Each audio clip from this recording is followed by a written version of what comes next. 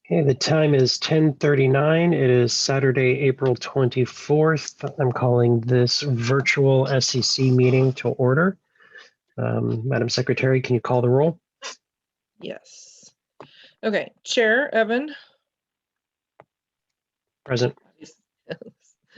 Vice Chair Lucy.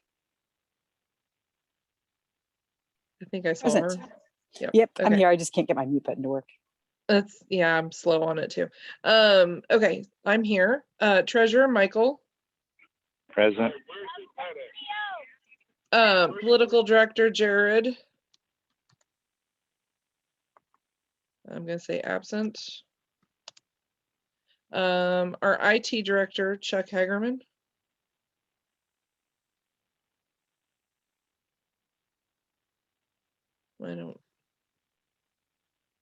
He's absent, is that correct? Correct. Okay, sorry, I'm trying to go back and forth between documents. Field Director Morgan Rigg. Present. Student Director Rosalind. Here.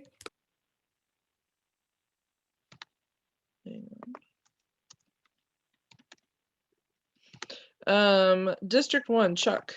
District 1 present. District 2 Elizabeth. Present. District 3 Christy. Present. I heard that. District 4 is still vacant. Correct. District 5 Greg Noland. Present. District 6, are we still vacant? Yes, okay. Yes. District 7 Kent. Present. Okay. District 8 Micah. Here. District 9 Greg. Here. Perch. Finance Director Rodney is not present. And we have guest Laura Schillings, who will be serving as proxy when Greg has to step away. As well as we have another guest, Patrick Head. And what county does Patrick Head reside from? Mr. Head, Greene County. Greene County. Are those all of our guests? They are all of our guests. We should be expecting Mr. Ken Tucker to join us at some point. If you want to go ahead and preemptively put his name in. He is representing BBI, Better Ballots Indiana.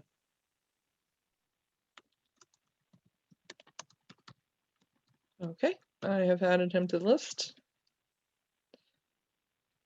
Oh, I didn't get Danny.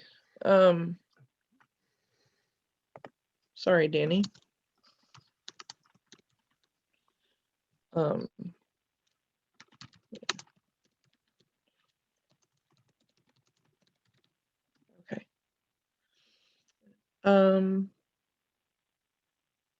Oh, Clay County. District G. Okay. Sorry, I was reading the chats. Okay, so do I have everybody? Casey May joined from Kosciuszko. Did I say that right? Okay, I'll keep an eye out for her. So that is how many present voting members and how many absent?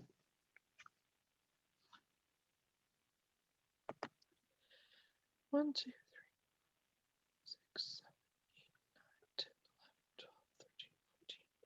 15 present voting members, 2 vacancies, 2 absences. Thank you. Okay, moving on to item number 3, adoption of the agenda. Before I will put that up on the screen real quick. Hold on. Oh, screen share. Here we go. That is the proposed agenda. If everybody can see it, I will zoom in a little bit more. So moved, Mr. Chairman. I would actually ask to withhold moving to discuss amending the agenda as presented. Mr. Noland has requested an item being added to the agenda, which is under new business. It is item number A for 10 minutes. I would ask the membership to amend the standard agenda to move that up to the first item after the LNC report in the agenda.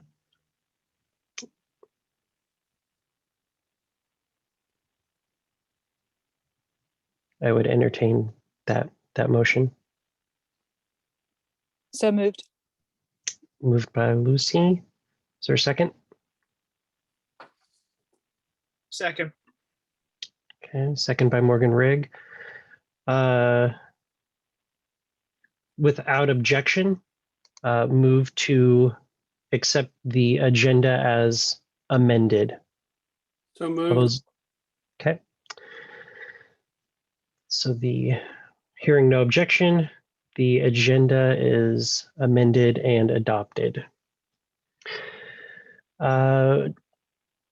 Let's see Lucy, can you serve as timekeeper? Yes, I can. So Lucy will be the timekeeper. Does anybody need the agenda to remain on the screen, or can I go back to my video? Can you send me a copy so I can keep it up on my screen Um, so that I can keep time, of course? She should have one on the way. you should Awesome. have it in your vice chair account. Okay, I'll go look for it. Okay. Let's just give a little minute break. I won't use all 10 of my minutes, but we'll wait for Lucy to get her agenda. Please let us know once you have it so that I can continue on. And Michael, you can mute yourself, buddy. Point of personal privilege. Yes, Mr. Schulteis? Since I am only available via phone, could you please announce the agenda item as we are entering it, since I do not have a visual copy? Yes, we are currently on reports of officers, waiting for the vice chair to confirm she has the agenda to keep time. Okay, thank you. I have it, Mr. Chairman. Proceed when ready. Thank you. So the first item is the chair's report. I'll be somewhat long-winded but brief, as is my nature. This past weekend, I was asked to speak at the Indiana State Real Estate Investors Association, RIA, in RIA. The larger one is actually SCI-RIA, which is a sister organization. INRIA is their lobbying arm and represents the entire state. SCI-RIA, Central Indiana Real Estate Investors Association, is kind of like their advocacy group, non-lobbying, that is based in Central Indiana. So we had reached out through Jeff Maurer. A couple of their board members had a great conversation with them back in February.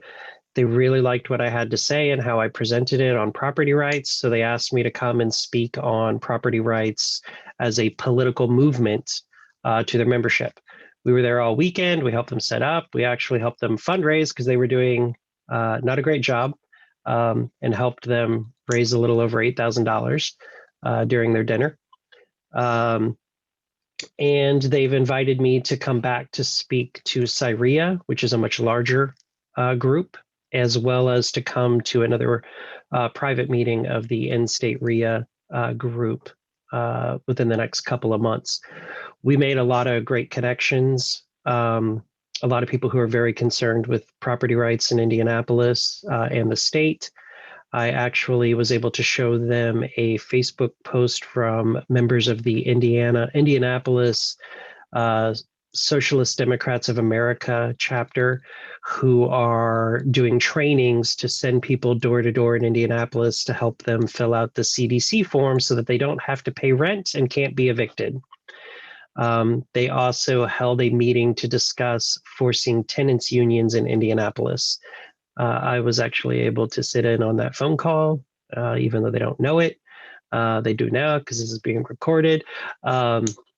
but I was able to sit in on that call and listen to their plotting and planning for how they plan on requiring tenants unions in Indianapolis via the city council.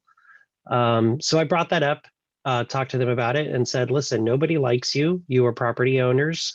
Nobody, and we're switching from saying landlords to housing providers.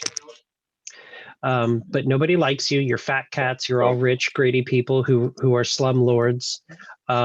So no one's going to care what you have to say about this matter. Mr. Hayes, if you can mute yourself.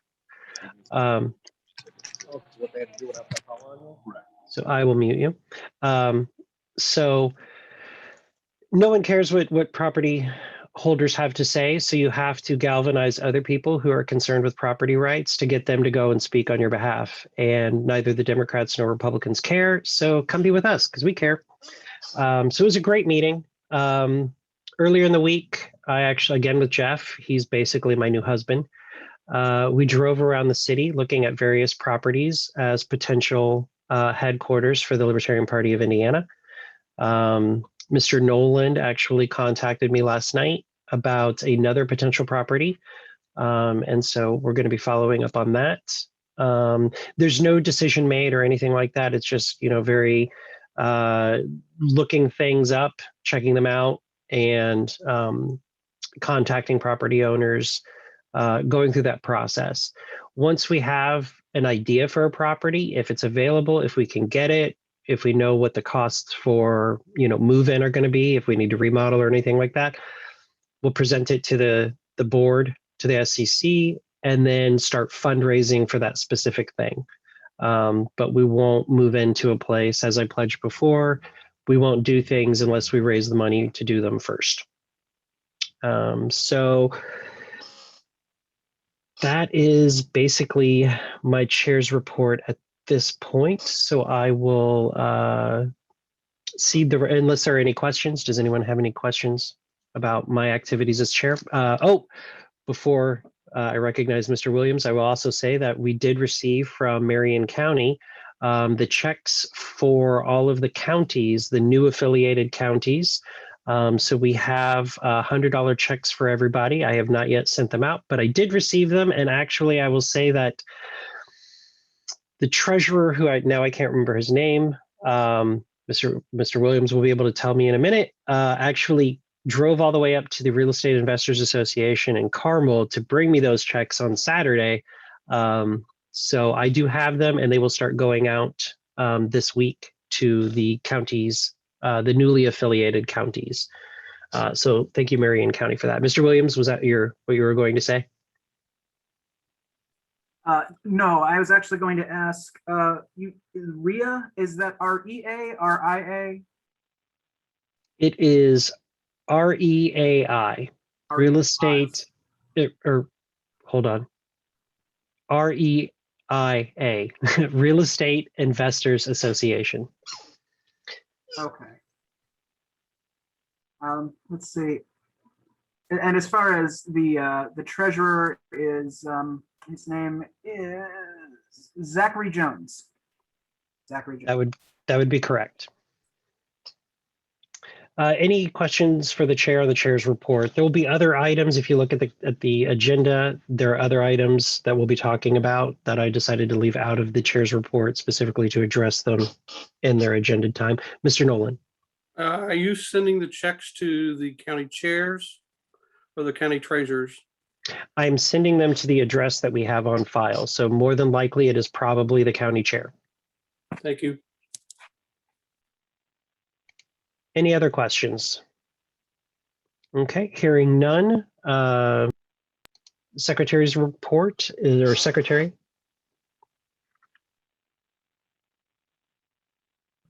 Sorry, technology. So I sent out the minutes and I had a mistake that was pointed out. And I don't know what happened. Why that mistake happened, but it did. So I will find it and read it to you. Hang on, I got too many things open. Okay, there it is. Scroll down.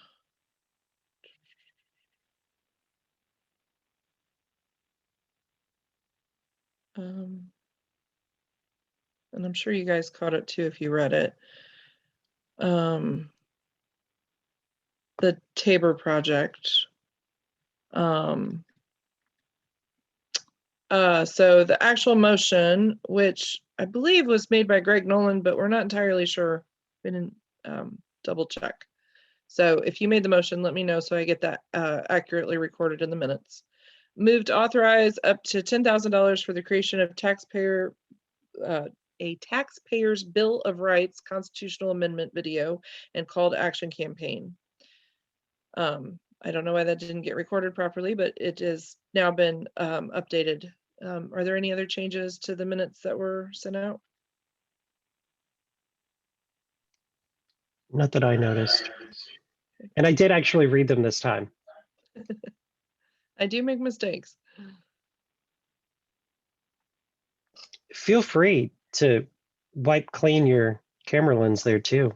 It is. That is just the best it gets. I'm sorry. I promise it is clean. Watch.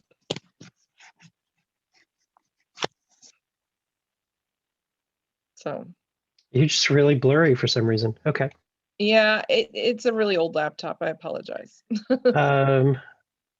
I would entertain a motion to accept the minutes from the previous meeting as amended. So moved. Moved was by Lucy Okay. Britton.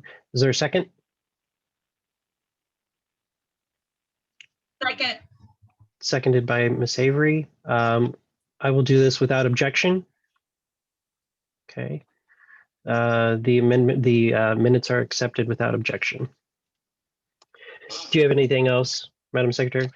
The only other thing was I did an interview for a college student research paper that he was working on. He was interested in finding out more about the state party and things that impact us and the impact we're making on legislation, etc. So I welcomed him to reach out to you. I don't know that he had yet. I have not received such an email, Okay. but I will keep an eye out for it. That's Okay, moving on. Treasurer's report, Mr. Schulteis.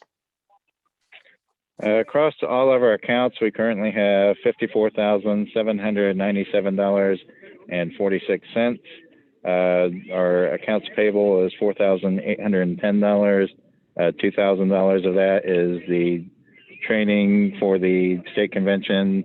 The check has already been sent for that, but has not yet been cashed. That's why it's still in accounts payable.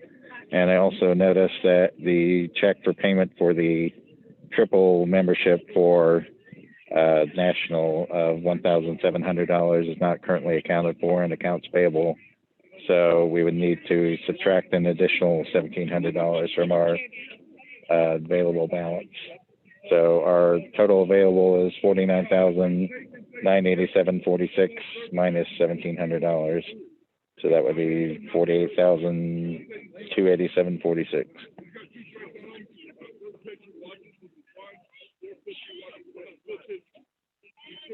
Okay, any questions for the treasurer? Miss Avery. Has the county party part of the triple membership, has that been deducted yet and sent out? No. No. Do you have another question, Miss Avery? No. Okay. Mr. Nolan, did you have a question? I thought I saw your hand up. Nope. Okay. Any other questions for the treasurer? Okay, seeing none, we'll move on to the vice chair. Miss Lucy. Thank you very much. Wanted to let you all know update on where we're at with next year's convention. I've received the prior estimates from the Fishers Forum venue.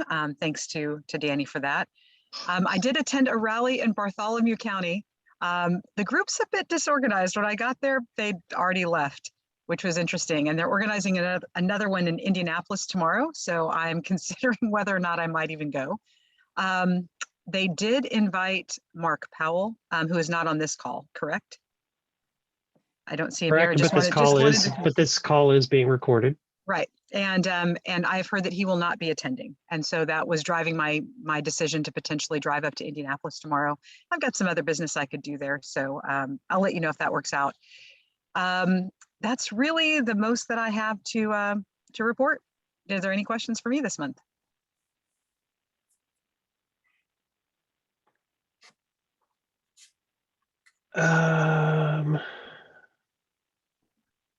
Nope. Sorry, I thought I'm I here. might, but I did. All right. Okay. On to the next. I give you back 3 minutes and 10 seconds. We would be looking at an LNC report at this time, but Mr. Hall is not available. I have reached out to our actual LNC rep, Dustin Nana, and asked him if he would be interested in participating since he is the rep. And because Mr. Hall is frequently absent from our meetings. So I have not heard back from him on that. I will say that Mr. Nana has been fairly responsive to me on other issues and other things. I will give a brief LNC update on his behalf just to say this, which is that the affiliate in a box contest has officially ended. I don't think they've made the announcement for who the winner was, but I do believe two things. One, I think it is going to be one of our counties, Morgan, who will likely be winning that award. So they'll be getting a check from her for $1,000, which will actually be coming to the state party to then be allocated to the county party. The other thing is that they're going to be giving this box to, I think it's like 15 different counties across the country, newly formed, highly active. And I think like 10 of them are going to be in Indiana. So we're getting our own box. Yay. But we're getting it free. So that's really cool. Other than that, I don't know. I don't keep tabs on the LNC because I don't care. But we have not yet, they have not yet announced the winner yet, I don't believe. And I am speculating. I don't have any insider information. But that is my strong belief. Okay, so at this point, we amended the agenda to take up Mr. Noland on the bylaws process. So Mr. Noland, you have the floor, sir. Thank you, Mr. Chairman. I apologize for taking everybody's time for this, but I'm very upset about our last convention as to how the bylaws were handled. It is not how I remember them ever being handled before. And I felt when I went into the room that I was blindsided, that I didn't know that any of these bylaws were even up for election, or I would have been doing some campaigning against a couple of them already ahead of that mark. And we need to do a better process of how, and a more more transparent process of how we bring these bylaws forward and let people know about them. There ought to be a majority, or there ought to be a positive and a negative report that people can read and have a chance to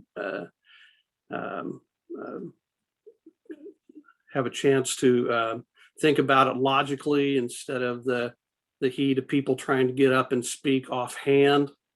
I think we've ended up with a couple bad bylaws in this last session as a result of it. We've actually lost a few members as a result of the bylaws, a couple of these bylaws that we have passed in this last session. And I don't remember it being properly motioned and second. I've been told that I'm wrong in that. I'd like to listen to the tapes and make sure. But so I will not go down that road until I know better.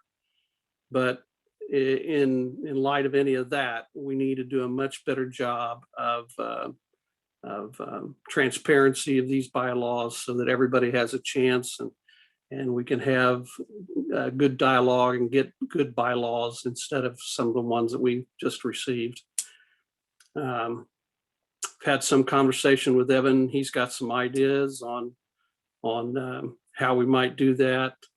We discussed earlier.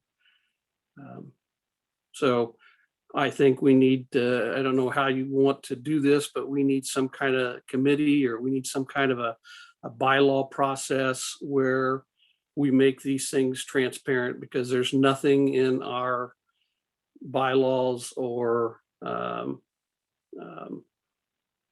standard rules that tell us how we're supposed to address bylaws like we should be doing.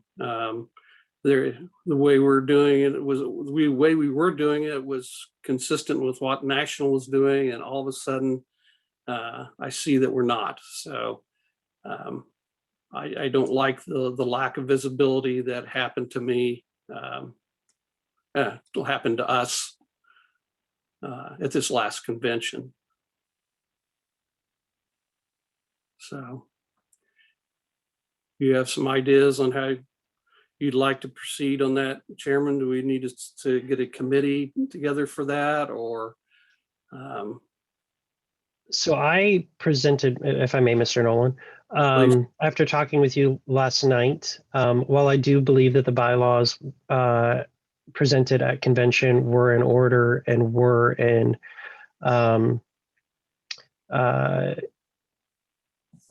keeping with the rules and the bylaws, I agree with Mr. Nolan's concern, and I do think we do need to have a better process in place for handling the bylaws. One of my concerns that I addressed with Mr. Nolan is I do not believe a committee should be empowered to withhold a bylaws proposal from being heard by the membership.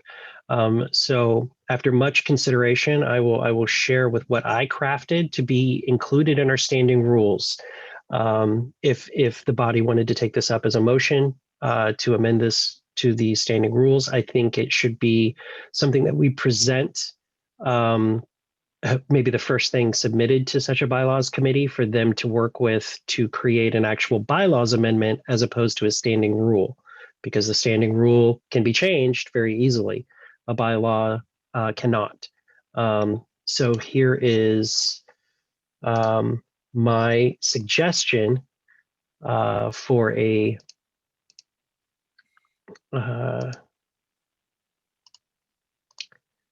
amendment. So this is how it originally reads, that it's just submitted to the chairperson 30 days prior in writing. I would suggest changing this to 60 days. That way, any such bylaws committee actually has time to review it.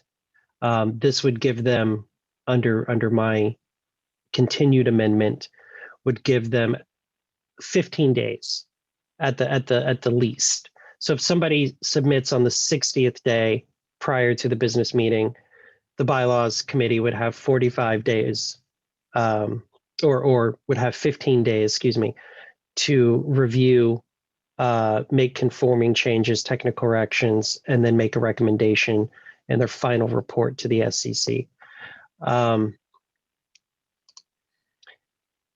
Essentially, what this provision does is it populates a bylaws committee. The bylaws committee would not be empowered to make decisions on whether or not a bylaw amendment should be presented to the delegation. It only makes technical and conforming corrections. So if somebody submits something that maybe isn't technically accurate, or it may impact other sections of the bylaws, that they can make those conforming and technical corrections. They would then present those corrections, a summary of the impact of the bylaw, as well as a recommendation for the order in which the bylaws are presented at the convention or the annual business meeting. The SCC also would only be permitted to either approve or amend the summary and the presentation order. We would not be empowered to reject a bylaw amendment from being presented to the delegation. The bylaws committee would serve a term of 1 year, so it's convention to convention, to being populated by the SCC with at least one officer, one regular SCC board member, and one LPIN member. That is my recommendation. And I would open it up for discussion. This has not been presented as a motion yet. If somebody wanted to move it, that would be in order, but I think we can continue on with the discussion at this point.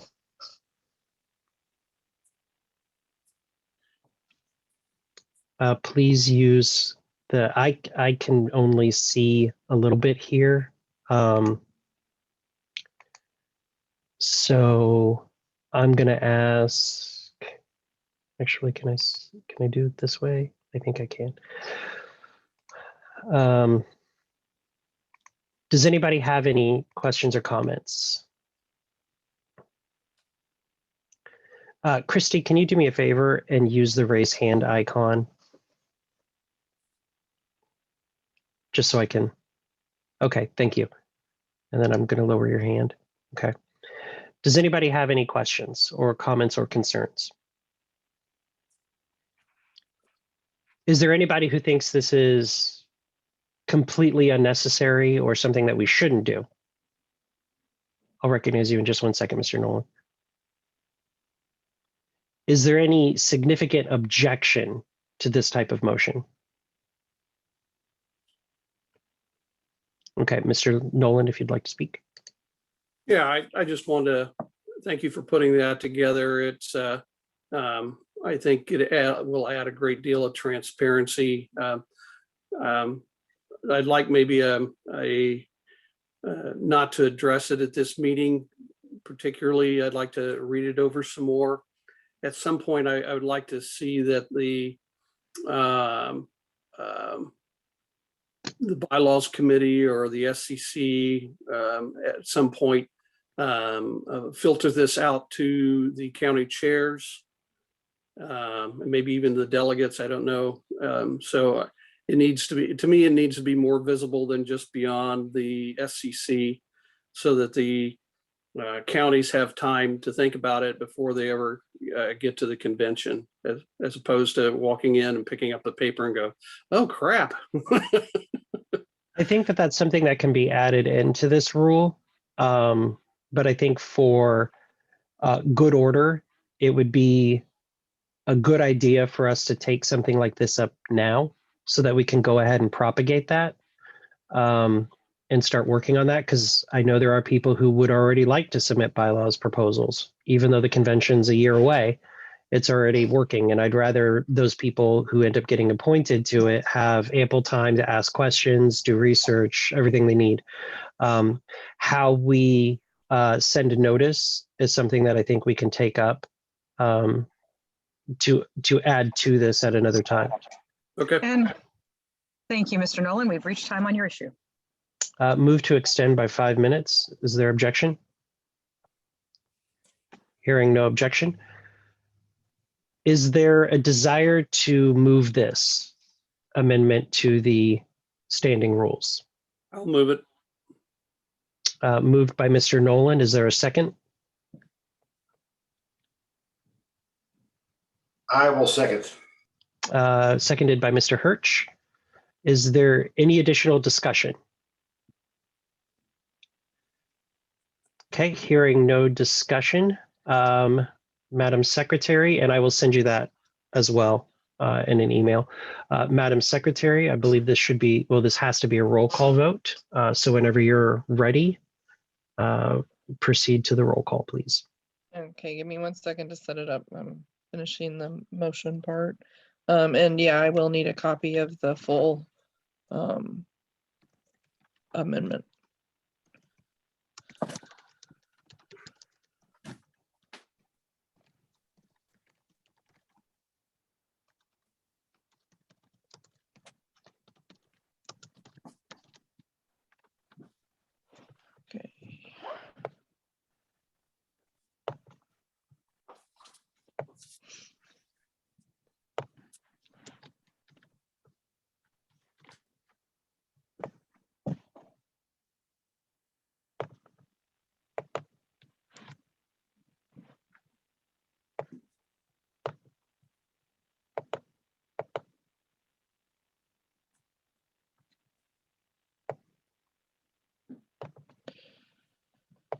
Okay. You ready? Okay. Start at the top. Chair. Present. Vice Chair Lucy. Present. Come back to me. Treasurer Michael. Aye. Political director is absent. IT director Chuck was absent. Field director Morgan. Aye.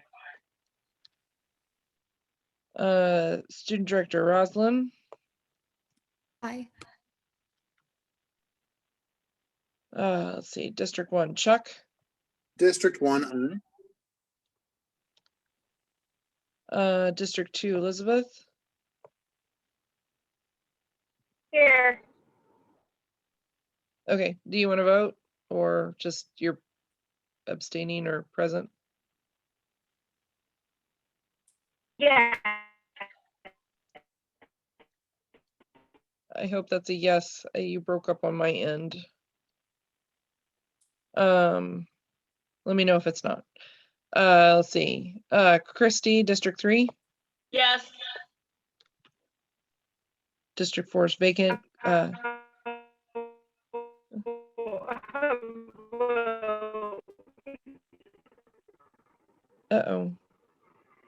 Elizabeth, Sorry. your connection is really, really bad, and you're very, very echoey and crappy. If you I guess you're doing this from a phone, so you can't use the chat feature.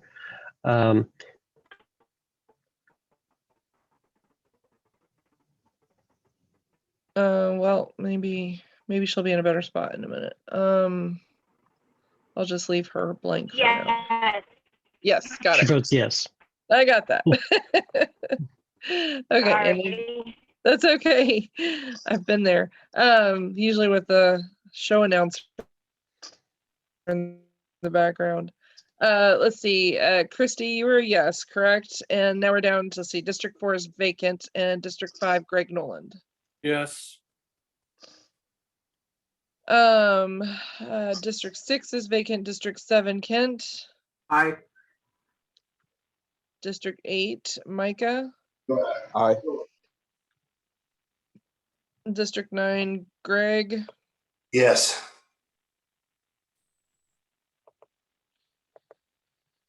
That goes back to me. I'm just gonna abstain.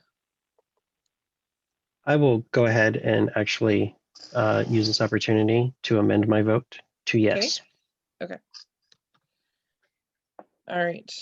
Would like to do the same as Evan because evidently he reads my mind. So there you go. All right. Okay. So we have 1, 2, 3, 4, 5, 6, 7, 8, 9, 10, 11, 12 yeses, 2 absences and an abstain. Okay, that motion passes, and the standing rules are amended to include that language on that. Lucy, what's our time remaining on this? We are 10 seconds minus. Without objection, move to extend by 5 minutes. Hearing no objection, time is extended by 5 minutes. I would take up a motion to populate. Is there anybody who would like to be nominated? We need 1 officer, 1 board member, and then we will seek out the LPIN member. Is there any is there an officer who would like to be on the bylaws committee? I'm willing to volunteer.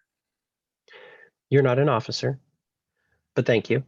I will volunteer will do it. Alyssa. Oh, okay, Lucy.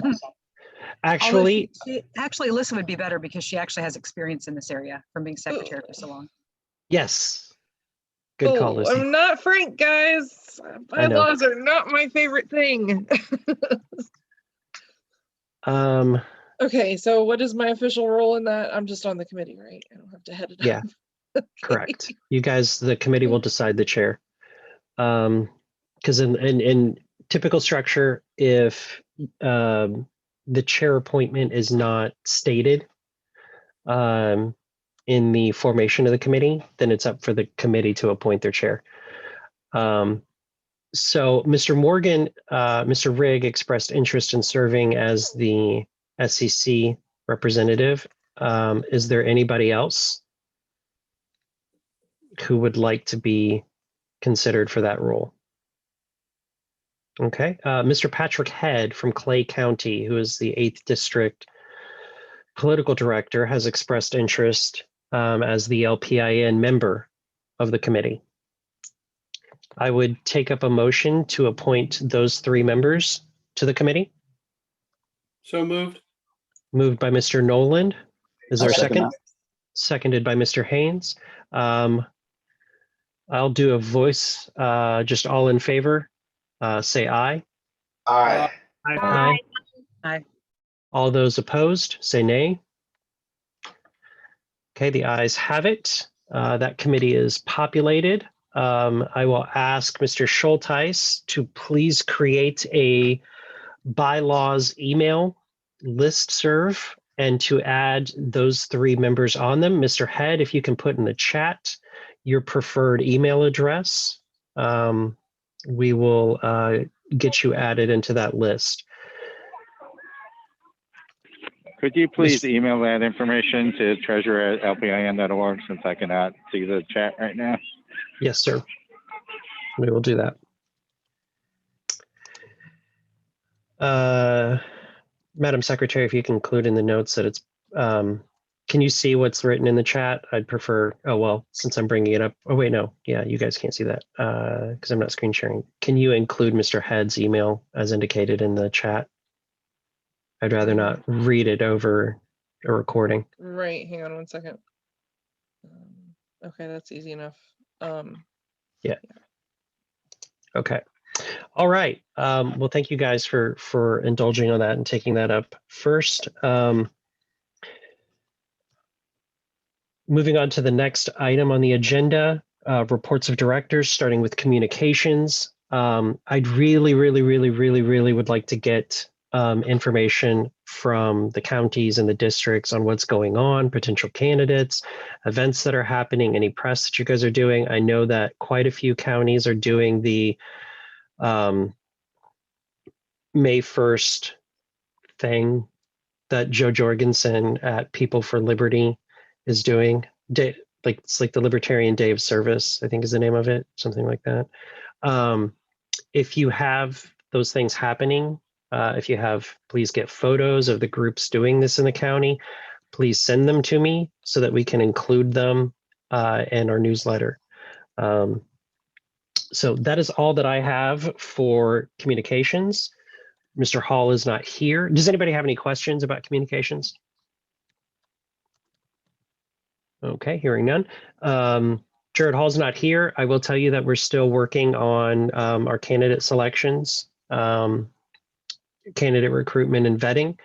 We're doing pretty solid in that. I still believe we're on track to have all 138 top level ballot positions filled, or at least nominatable at convention. It'll be up to the body whether or not they decide to nominate all 138 of the candidates. I know there will be contested races. There are some state legislature seats that 2 great candidates both want the same seat.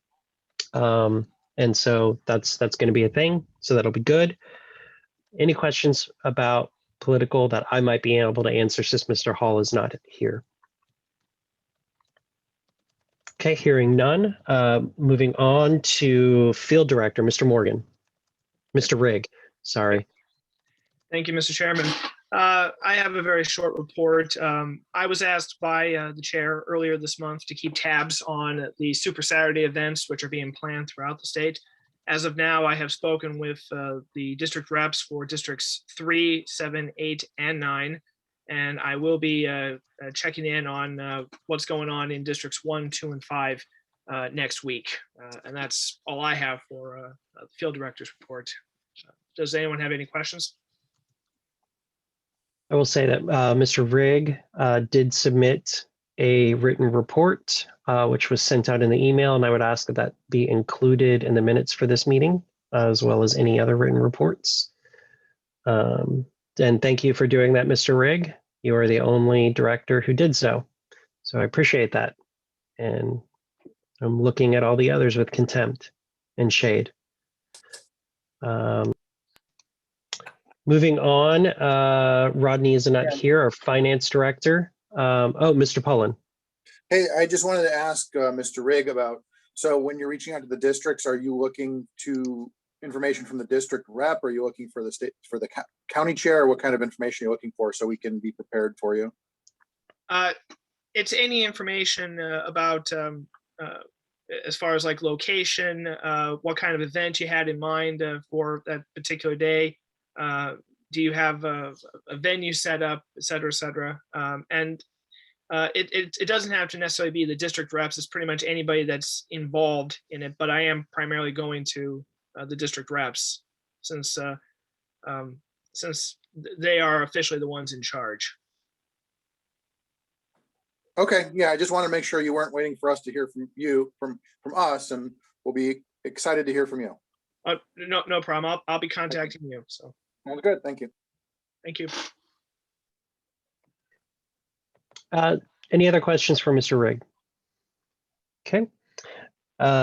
So under finance, me and Rodney have actually started working on some proposals, some things for him to be doing, and he is working on those now. So that's a good positive step forward, including contacting people about their lapsed memberships, which is, a good thing. And he'll be working with Mr. Rigg on our phone banking for lapsed members, but he'll be overseeing that with Mr. Rigg. He's also working on a capital campaign committee, doing grunt work for them, which is also on the agenda for later. And that is essentially it on that. I could tell you that we've done some pretty good fundraising. We've raised a considerable amount of money since the convention. And both the evening of the convention and then the 1994 Society breakfast, we've had some follow-up contributions since then. Membership is growing and is continuing to grow, which I'll talk about in a second. Actually, I'll just slide into membership, and you can ask me questions about either one at the end. Membership is actually going up within the state party. We are increasing our 1994 Society members. If you are currently a 1994 Society member and are listed in the old system, let me see who here is. Rosalind, you are. Chuck, I believe you are. You might not be. We might have gotten you moved over. Greg Hirsch, yours was stopped last night because it was going to process at midnight. So we need you to re-up in the new system, which I sent you the link for. Mr. Rigg, I think you might be as well. So once you get signed up in the new system, then I cancel the old one. Mr. Williams, I believe you are as well in the old system as a 94 Society member. I'll have to double check that and check. But so that would be a great benefit. I will let you guys each know individually who on the SCC is still in the old system and the link for you to get transferred over to the new one. Once you're in the new one, then I can cancel your old contribution, preferably before they double process. Mr. Rigg. Yes, I have a point of personal inquiry. How do I close sign out of the old one? I've been trying to find a way to do that. I haven't had much success. You can't. Once I see that you have a new one, then I go in and cancel your old one. Okay. There's no way for you to log in currently into the old system. Okay. We've done that to prevent people from renewing in the old system or reactivating their account. And then, because basically like we we finally hit below 100 people in that system, which means that we only have to pay, it was $40 a month. They just increased it to, I think it's like 57 now a month is the minimum. So they're stealing an extra like $18 from us now. But anyway, we would hit that less than 100 threshold, and then like 4 or 5 people would log into the system, reactivating their profile, boosting us up over 100. So we kind of locked that down so that people can't do it anymore. So that's where we are with membership and finance. And as the treasurer reported, we are in a good, healthy state. I can also tell you that there are 2 other voter lists companies that we have not received payment from, but have both expressed interest, or they both stated that they're going to repurchase. They just haven't done it yet. I've been working with the election division on, I got the security dongle. They're just trying to add my IP to their whitelist so that my computer can actually access the system. So that's an extra bit of money from that. So we're in a good, healthy state, and we're growing and we're raising money, and it's going pretty well. Any questions? Okay, seeing none, would recognize the student director, Ms. Kowal. Can you guys hear me? Yes. Okay, sorry, my internet's been acting up this morning. So I've been working with the USI chapter to get their club up and running. I have been a little bit behind because of some family and health issues going on, so I apologize about that. We should have it up and running here in like a week or so. I've also been working on getting more contacts for different universities here in a couple weeks once my summer actually begins and school's over. I'm going to start reaching out to different professors so that start next semester in the fall, we can go ahead and have more clubs. And then on top of that, Evan, I sent you an email probably like 15 minutes ago. I checked my email and I had the email from the student at IU Kokomo that Alyssa was talking about, I think. And I passed your information along to him and also gave him your email. That's about all I got. Thank you for that notice. Also, are we supposed to do a written report for these? I did Yes. not. Okay, I will do it in the future. I'm so sorry. I appreciate it. Thank you. Any questions for Rosalind? Have you touched base with Dr. Lark, Dr. Jim Lark? No, not yet. Okay.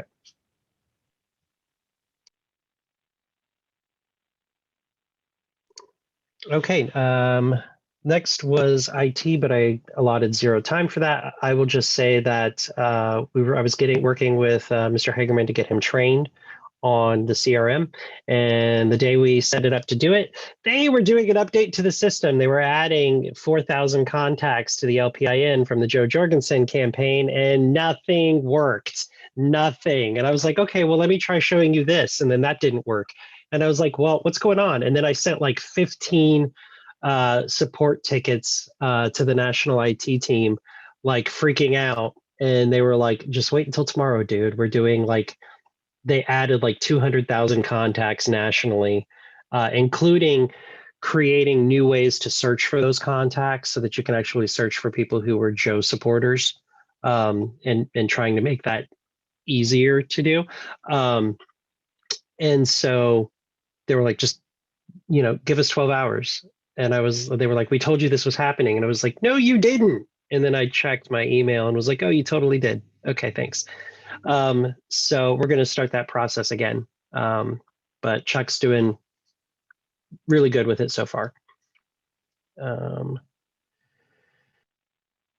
Moving on to reports from committees. This would be the time, Ms. Brenton, if you wanted to talk about the work that you've been doing. Hold on one second, Mr. Nolan. Recognize you for a second. Yes. I've got some frustrations with a couple of my county chairs and not being able to access who who's legal members. How long do we think will be until that gets rolled out? I'm actually going to address that. It's under project Civi CRM. It's in that, but I'll briefly, because I know you may be leaving very soon. Okay, Ms. Brinton, if you would like to talk about where you are with the 2022 convention. Right now, I'm just looking for other venues. I'm hoping that your real estate investigation efforts may result in a permanent home with enough space for this. In the meantime, I've reviewed the Fishers proposals to get an idea of what it was we paid for in the past and what might seem reasonable going on to the future. From Danny and Lori's input, it seems that Fishers was the best venue at the time, along with the best financial package by quite a margin. And so I'll be consulting with membership and with the board here, of course, to see if they liked where the convention was. I personally thought it was awesome as a potential backup plan if we don't have our own permanent home for next year. That's it. Any questions? Yes, I will interject and say do not count on a permanent home, because I feel like even the properties that we are looking at, it would probably be a miracle to have moved in, operational, and completely remodeled and feeling comfortable to hold a state convention by March of next year. It's doable, but I would suggest we not put any eggs in that basket. I would rather say we do the next year in there. Mr. Lundy, I would like to recognize you for a moment to ask if you have forwarded the information about the Plainfield proposal from last year. I did. And you forward that to Ms. Brinton? Yeah. I'll go ahead and confirm that it's in my email. Okay. And if not, I'll let you know, Danny. Okay. Copy that. Anything at all. I would just say, my personal statement as the chair, I thought that the venues did a great job. There were some things that are venue prohibitive that I think need to be addressed in future contracts if we do stick with the same place in the same group. But they went above and beyond to help us and support us in the time of tyranny. And I think that should be recognized. However, I also am of the school of thought that we should spend absolutely no money in the city of Fishers. However, hopefully we'll have a candidate for mayor of Fishers that can be promoted at such convention, should we be there again. That's just my personal hot take on it. But I thought they did an amazing job. I'm just going to throw this out there because Danny informed me of this the other day on the phone and I didn't know it. We had our SCC meeting the Sunday after the convention at the hotel, which had originally planned to hold several other things for us that all, because of tyranny and COVID, all fell through or were canceled. They were going to charge us a few $100s for a smaller meeting room, and then they upgraded us to that much larger meeting room, and then come to find out they just didn't even bother charging us for it at all. Wow. They just wiped it all out. They were like, you guys went through so much and it was so back and forth. We just decided not to charge you for it. So that made me want to come back to them again because all of our vendors were really, really, really cool and really awesome. And I think that kind of personal touch should probably be rewarded. But I think we should also, if doing so, make a clear statement that we don't like the government of Fishers. It's almost as if our vendors were capitalists who recognize their own self-interests. Yeah. Any other questions for the convention committee for 2022? No. Okay. I did not put any time for veterans or staff. There's not much going on with either of those right now. I know that the Veterans Committee, he's going to start holding regular meetings within the next couple of weeks, and we'll be reaching out to some of the people who are on the list of potential members of the committee. Office, I already gave a brief update on that. One of the properties that I'm looking at is about $50,000 in purchase price with another $20 to $30 in remodeling. I think that $100,000 is probably where it should be. It's also 4 floors. It is a giant building that has one entire floor that is completely open. It is a massive building.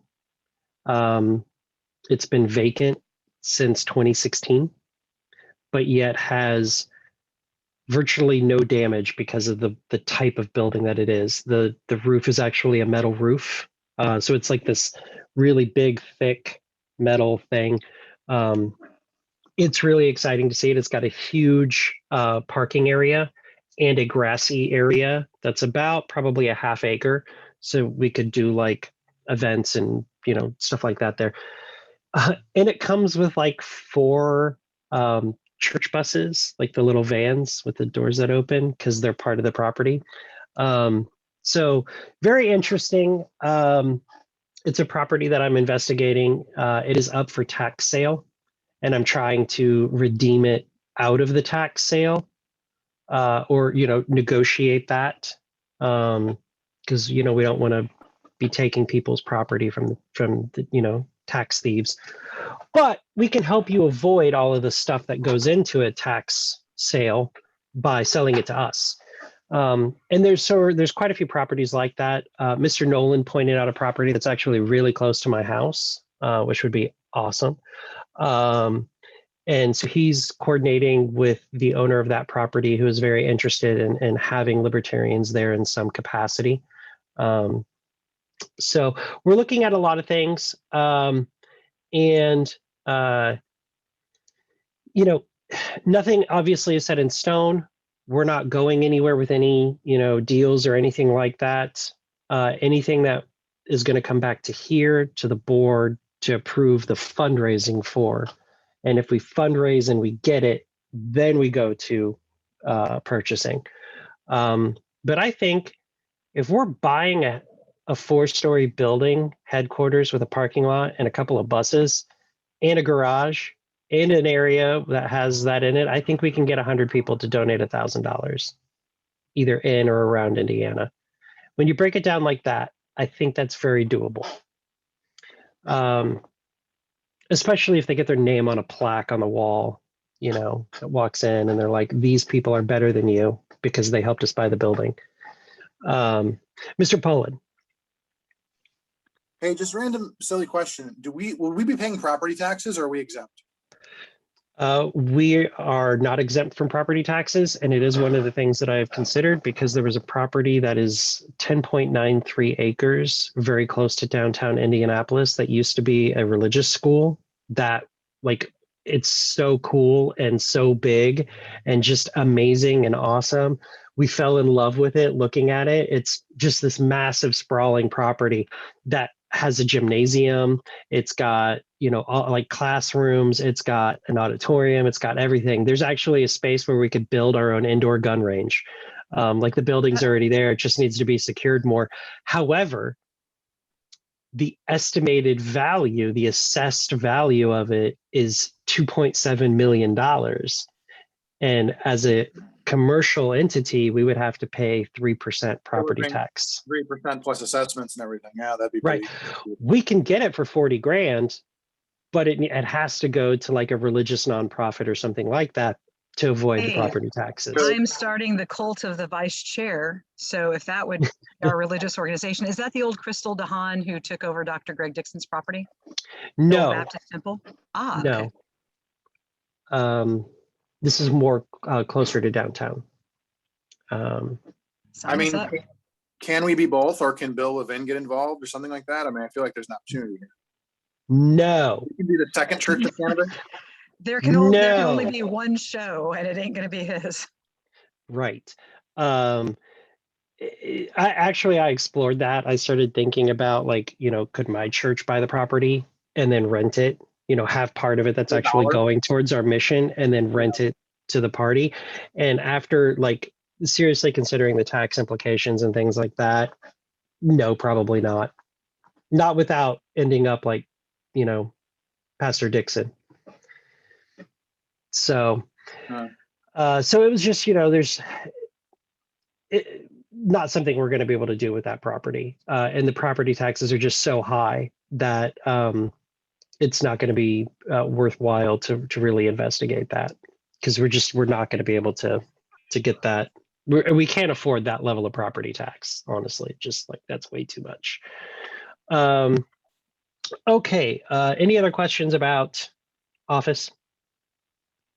Okay, hearing none. The next thing on the agenda was capital campaign, and Tim's not here, and I don't know what they're doing other than they've been doing stuff. I think he's gotten commitments for more people to serve on the capital campaign committee, but I don't think they've actually started fundraising yet. So I will be on Mr. McGuire to give us regular updates on the capital campaign committee and what they're doing, and then coordinating that with both the finance director and Mr. Schulteis. Reports of districts. Before we start the reports of districts, I would remind everybody, please submit a written report prior to. I will notice that Mr. Haynes from the 8th District was the only one to submit one. Christy Avery apologized for not submitting one. Didn't you? Wasn't it you? Didn't you apologize for not submitting one? Christy? Apologize and sent it with the apology late. Oh, you did? Oh, I didn't even see the attached report. See, I just got so irritated that I didn't even notice. But I'm still going to count it as not sent because it was late. So again, Mr. Haynes from the 8th District is the only one to have sent one. So please do get those in on time. It's greatly appreciated. Sorry, Evan, Yes, Mr. Williams. did mine not come in the email? It was written in the email. It wasn't a separate document though. Well, neither was Mr. Haynes. I actually pulled it out of my email and put it into a Word document and saved it as a PDF, which I would prefer people send me a document as opposed to in an email, but I don't think I got one from you. Oh, I'll double check. Okay. It doesn't really count unless I have it, so. Right.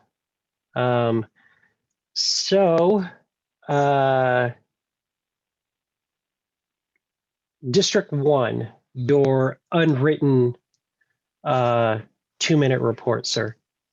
My unwritten report is we've been having conversations in my county about some interesting summer ideas. I love the idea of doing more things that involve families and doing more, instead of just having traditional meetings. So we've been talking about that. And obviously we have our new Porter County as well. We've talked about as we mentioned earlier, we're going to be hosting your Super Saturday event on September, I think it was the 11th in Porter County. So I'll be working with them, and I'd like to obviously get out to their meetings and support them and see, what they have planned for the summer as well. So right now it's just a lot of planning ideas for the summer. And then when we do something, I will have a written report with photos and all kinds of fun stuff for you. I yield my time.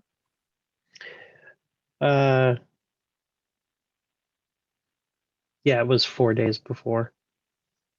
Christy, that was the deadline. District 2, Elizabeth. Okay, can you guys hear me? Yes, thank you. Okay, awesome. Yeah, I didn't know I needed to submit a report, but I do now, so I will in the future. The only thing I really have to report is we are District 2, along with Pasquiasco County, we are participating in the May 1st day of service. We decided to host it in Warsaw. We're just doing a trash pickup from 11 to 1 next Saturday, May 1st. And I have Elkhart, Marshall, and Pasquiasco participating so far, and we do have a number in the community that are coming. But other than that, nothing much to report, but I do invite everybody that is available or wants to come hang out and pick up trash with us. It's going to be fun. I would ask you to monitor what's been going on in St. Joe County. The mask mandate there was set to expire. The health department extended it and increased the criminal penalties the criminal penalties and fines. It was voted down by the county supervisors. It's weird because they have like 3 different county levels of government. It was vetoed, and then the local council overrode the veto. So I would definitely recommend talking about that on your various Facebook pages throughout your district, not just within St. Joe County, but within your district, talking about that, working with Eric Harris, who is the temporary chair for St. Joe County, since they ended up not being affiliated. And, maybe writing a press release locally from the district to go out, which I am more than happy if you send me a press release and actually get my urgent attention on it in an email. I will send that press release out on your behalf, talking about that and those types of things. So that's something to monitor. Yeah, Elkhart County also extended their mask ordinance. So, yeah, we did talk about that in our meeting, and we did talk about doing some sort of press release. So, yeah, I will get right on that. Okay, perfect. Thank you. District 3, Miss Avery. Well, District 2 stole a little bit of my report because Kosciuszko County, let's remember, is District 3, but we like to share, so sharing is good. Allen County is also organizing an event for the first. I don't have any details on that yet. There's a cleanup in New Haven today, so I'm not sure if Matt Kennedy is participating in that. I'm sure he probably is. I also attended a New Haven City Council meeting at the beginning of the month. They go through their business really fast. I didn't get there at the beginning of the meeting, but they were almost done by the time I got there. They talked about a chicken ordinance. That was very interesting. Matt's like, we need less control, not more control over chickens. So that's very exciting. He introduced me to his mentor, which is the mayor of New Haven, who mentioned that they did not require masks in their government buildings. And that is definitely different than Allen County's regulations. So that was exciting. He mentioned personal responsibility and liberty in his little speech that he was telling me. And I turned to Matt and I said, what party does this guy belong to? Because he kind of sounds like a libertarian. So that is pretty exciting that there's somebody liberty leading a little city in my county. I think that's probably about everything. Can you give a write-up and preferably a picture of Mr. Kennedy specifically on fighting for backyard chickens? I can do that. I would love to put that in because there are a lot of cities and towns across Indiana that significantly restrict your ability to have backyard chickens.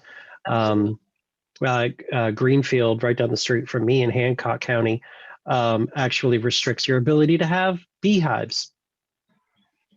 You can't have them anywhere inside the city of Greenfield. You can't be an apiary. Has anyone told the bees? We have reached time. Sorry, Ms. Avery. Okay. You're out of time. Sorry, Christy.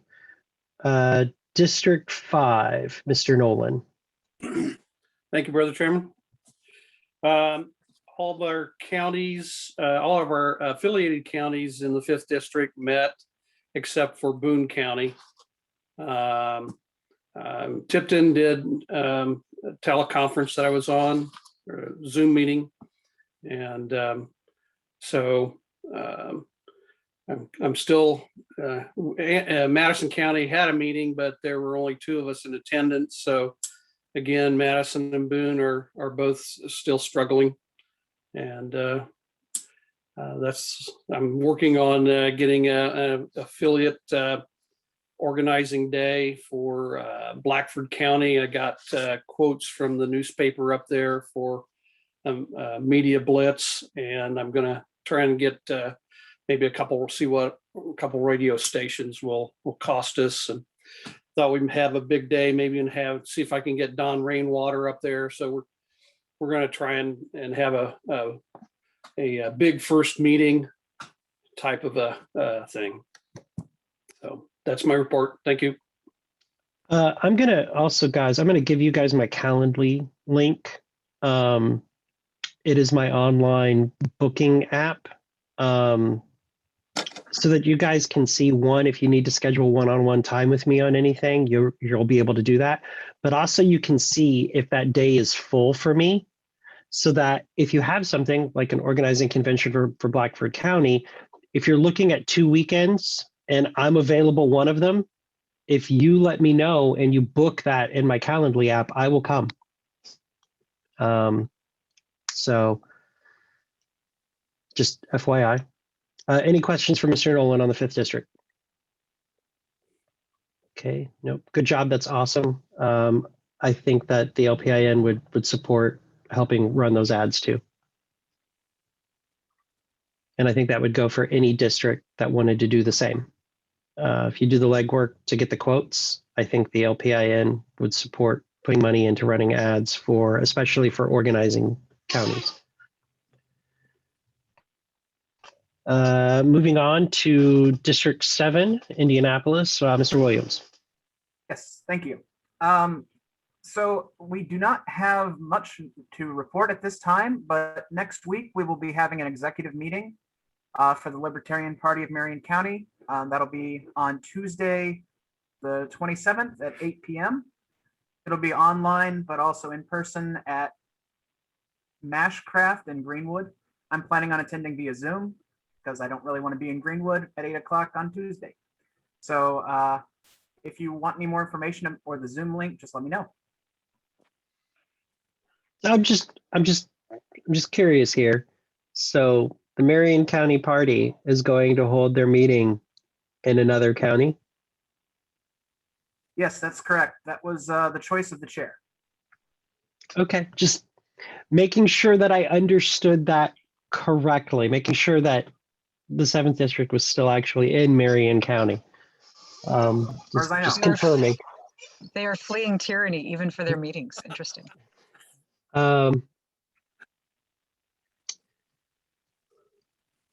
Have you guys been following or been considering what you're going to do for outreach events? Considering Indie Pride is canceled, the 500 Festival is canceled. It doesn't look like there are any, I don't think the county fair is happening this year either.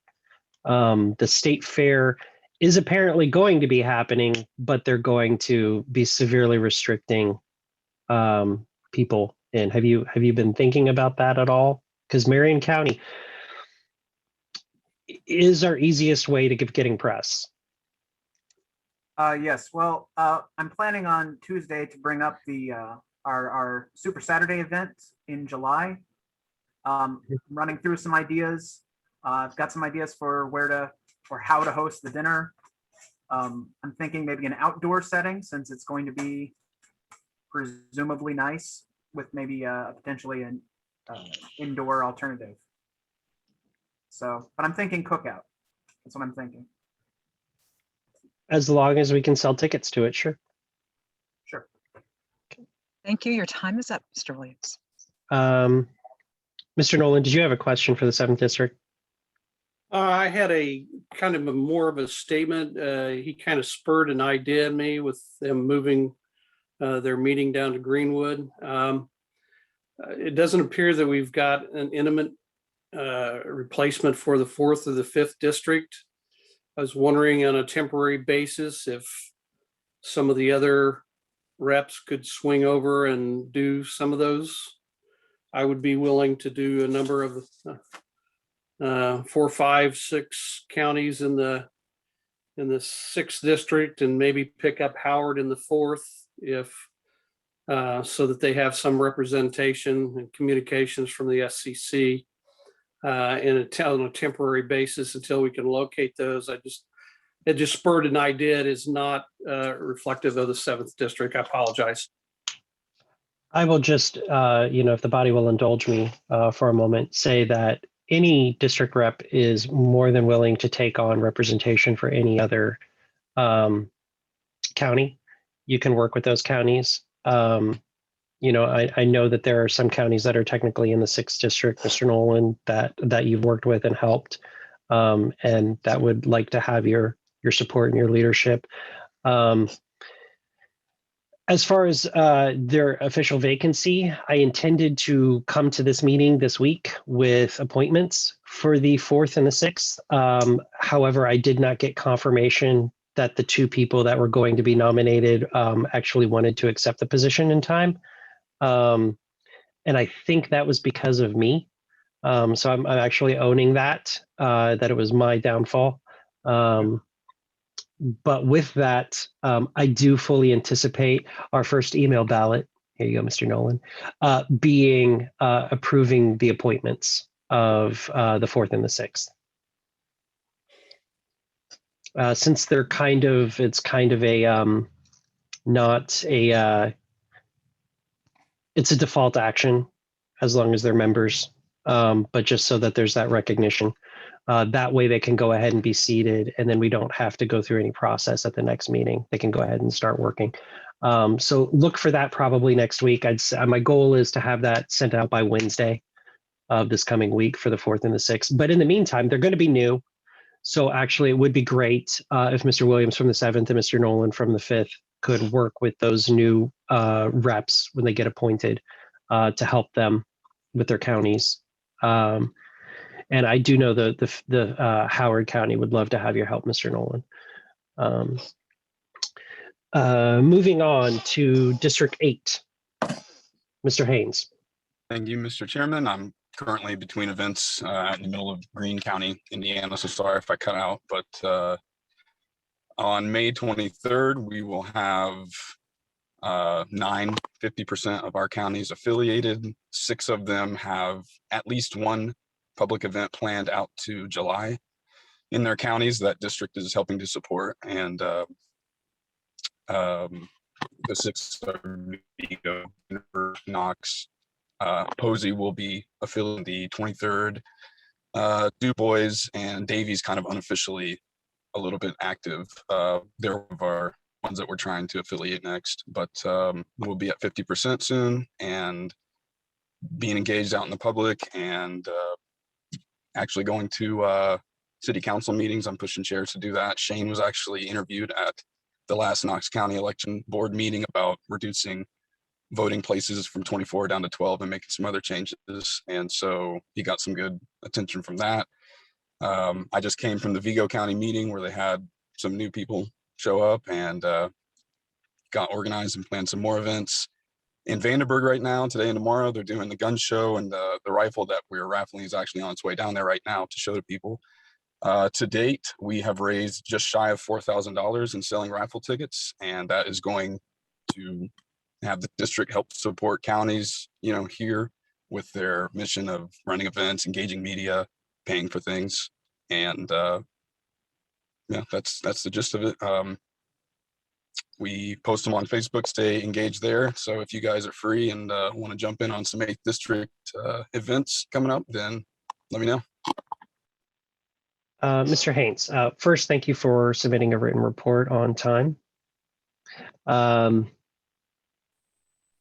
Question about Vigo County. You're welcome. We were working with Vigo County to get their EIN information sorted out. And I actually called the IRS and pretended to be Vigo County vice chairs so that we could get their EIN information. Has that officially been completely rectified? Are they good now? Yes, they're fully filed and up to date on finance reports, and they have their EIN. It's all uploaded to our share drive. And I believe I forwarded that to you and the secretary. I don't think so. I didn't get it. Alyssa, did you get it? And I shall today as soon as I get. Okay. If you can confirm that, that'd be great. And when is the live drawing for the gun, for the AR? So, like I explained in the report, it's going to be May 29th at Top Guns, and we're going to live stream it with Top Gun social media and our social media and put it on our website and include the LPIN as well. And yeah, and there's going to be a fair amount, definitely a lot of members and officers from the district, but a fair amount of the public is going to be there. And if the person who wins happens to be there, then we can award it there. But if not, we're going to arrange to meet up with them at Top Guns and award the rifle. and maybe even do it in conjunction with the, I think, June 26th Gears for Grunts, if they're willing to do that, so we can kind of prolong it out, get more press, have a better relationship with Top Guns and all that. But if not, then it'll be shortly thereafter. Okay, thank you, sir. Any questions for Mr. Haynes? Okay, I have a hearing- question for Mr. Haynes. Simply, ahead. are people allowed to buy raffle tickets online? Is there such a link that can be shared, or is this in person only? Nope, it's unlawful. According to Indiana charitable gaming law, it has to be in-person transaction. Okay, got it. It has Thank to you. be cash. Okay, District 9, Mr. Hirsch. Okay, our Super Saturday event is going to happen on May 8th in Clark County at the Liberty Lowe's Food Pantry. That's the food pantry that our county party sponsors. What we're going to do is, in addition to the food pantry, we're going to put our booth up or out in the parking lot where our office is. We do the food pantry in the basement at the office. We're going to have the booth out. But also what we're going to do is that there's a private charity in Jerseyville called Exit Zero, which goes around and assists homeless people, that they give them like food and supplies and stuff. And we went and rode in their vans with them one time and visit all these different homeless camps. We're going to be gathering up little kits to get donated to Exit Zero as well. And we're going to promote the party more that way. And we're still getting the details ironed out. I'm going to send you all the details, Evan, which I've been asked to do by Morgan, but we're still getting the final details ironed out. But that's our plan. I think it's a great idea. I'm really looking forward to it. And moving along, Lawrence County had their last monthly meetup, and last Saturday they're going to have their next one on May 15th. They're also going to participate in a community cleanup on a walking trail in Bedford, Indiana, which I plan on attending. I encourage people in the Bedford area to come. I think different counties like do different things. If we can like gather together and like do like one or two things that day, I think that really help out. In Washington County, Tommy Brown, who did a brief stint as their chair after David Norton, he's running for county commissioner in the 2nd district in Washington County, and he's been doing this, acting with his campaign. His plan is that he's going to feature at the Washington County at the 4-H fair, assuming they have it. I've not got confirmation if they're even having it, because some fairs are going on, some are not. The Clark County 4-H fair right at this time is going to happen. We're going to have a booth there, but we'll just have to play it by ear there. But his plan is make a huge presence there at the fair. Okay, in Morgan County, Danny submitted a nice little written report here. Let's go down this list here.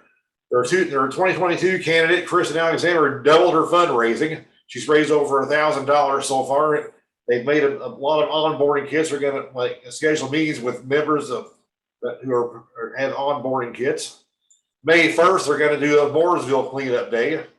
Finance, let's see, that they raised several $100 selling outreach kits. And they're also on the front page of their local paper on April 3rd, which for the convention coverage. So, and Danny wants to fill in on more there, but other than that, there's a lot of good stuff going on there. Thank you. Perfect timing. You've reached the end. Well, that's a quick 2 minutes. Thank you, Hirsch. Mr. Hirsch. I will also say that I intend on being down there, obviously, for the Super Saturday event.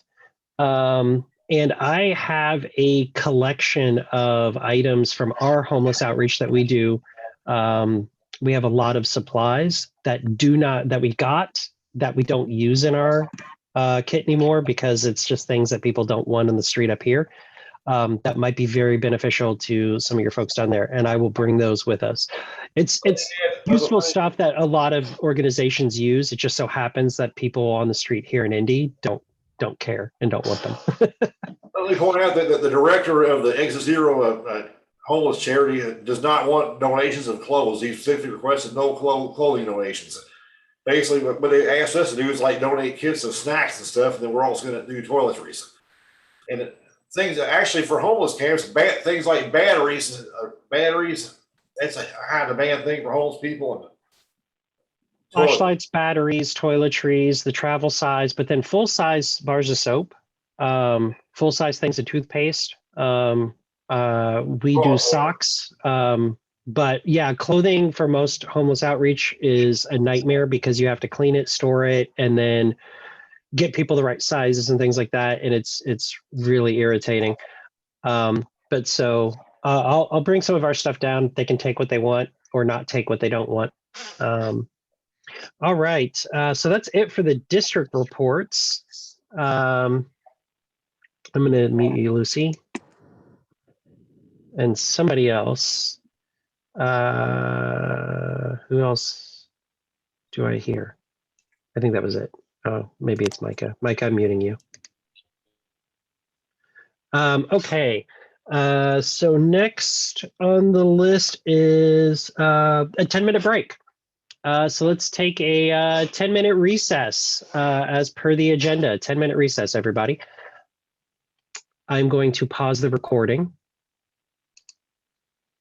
It is 12:21 and we are returning back from our brief recess break. Next on the item, can everybody sound off that they are here or turn their cameras on or something so that we can see who has returned back into the room? Yoo-hoo. Thank you, thank you, thank you. Thank you. Micah, are you back in the room? It is present. Okay, perfect. I'm going to assume Mr. Schulteis is as well. He's at I'm guessing a baseball game or something with kids that are loud and screamy. So next up on the agenda. I can unmute if you'd like. No, please don't. Please keep that phone muted. It sounded like legitimately sounded like a horror movie at one point when you had unmuted. I thought about going back and grabbing that recording so that I can put it in one of my film projects because it was terrifying. Okay, so starting the clock now, moving on to the next section, projects. The first one is the CTA. That's the call to action. That's the Salsa Lab software that we purchased. It's the end of the session's over. I prefer not to be using that for federal stuff. I'd rather our national party handle that. And I've been talking to them about getting a similar type of software package for their website. It would be great if the district reps were reaching out to your county chairs to find things that are going on the county, city, or town level, ordinances and things like that, that we can then push the CTA where people can send an email or a phone call to their local county, city, town counselor and be for or against something that's happening. So if you have any of those things that are popping up where it's a direct action that a person can take to oppose or support something that's going on, that would be great. You just need to give me, you can't call me and tell me about it today for something that's happening tomorrow. We need a little bit of notice so that I can get it set up for you. But we are capable of doing that and would love to be able to do it for the counties and the county affiliates. We are going to be doing some stuff preemptively for the state, gearing up for, even though the session is over, we will be doing calls to actions to push state legislators to start working on things now over the summer, as well as things like redistricting. They can technically bring themselves back into session at any time because they did not adjourn, they recessed, which I'll talk about later. Anything that you have going on, please give me as much information as possible. And we will do CTAs, calls to action, with our new system for county affiliates. Any questions about that? Time. Okay, moving on. The LPIN Academy, I should say it's working. It's under development. I've got all the software in place. I'm making it look pretty, and I've started creating the first classes. The first classes are going to be on getting registered as a user for the CRM and then how to use the CRM. Initially, we had talked about, or I'd said I was just going to do it with the SCC reps and then slowly roll it out to the counties. I've changed my mind on that. Starting May 1st, we will take select county chairs, the ones who are the most irritating about it. Lori. And we will roll it out to them so that they can go ahead and go through the training, so that when they complete the training, they can be given the access to it as well. So think about in your district who your top county chairs are that you would like to go ahead and have this rolled out to. They will have to go through the training.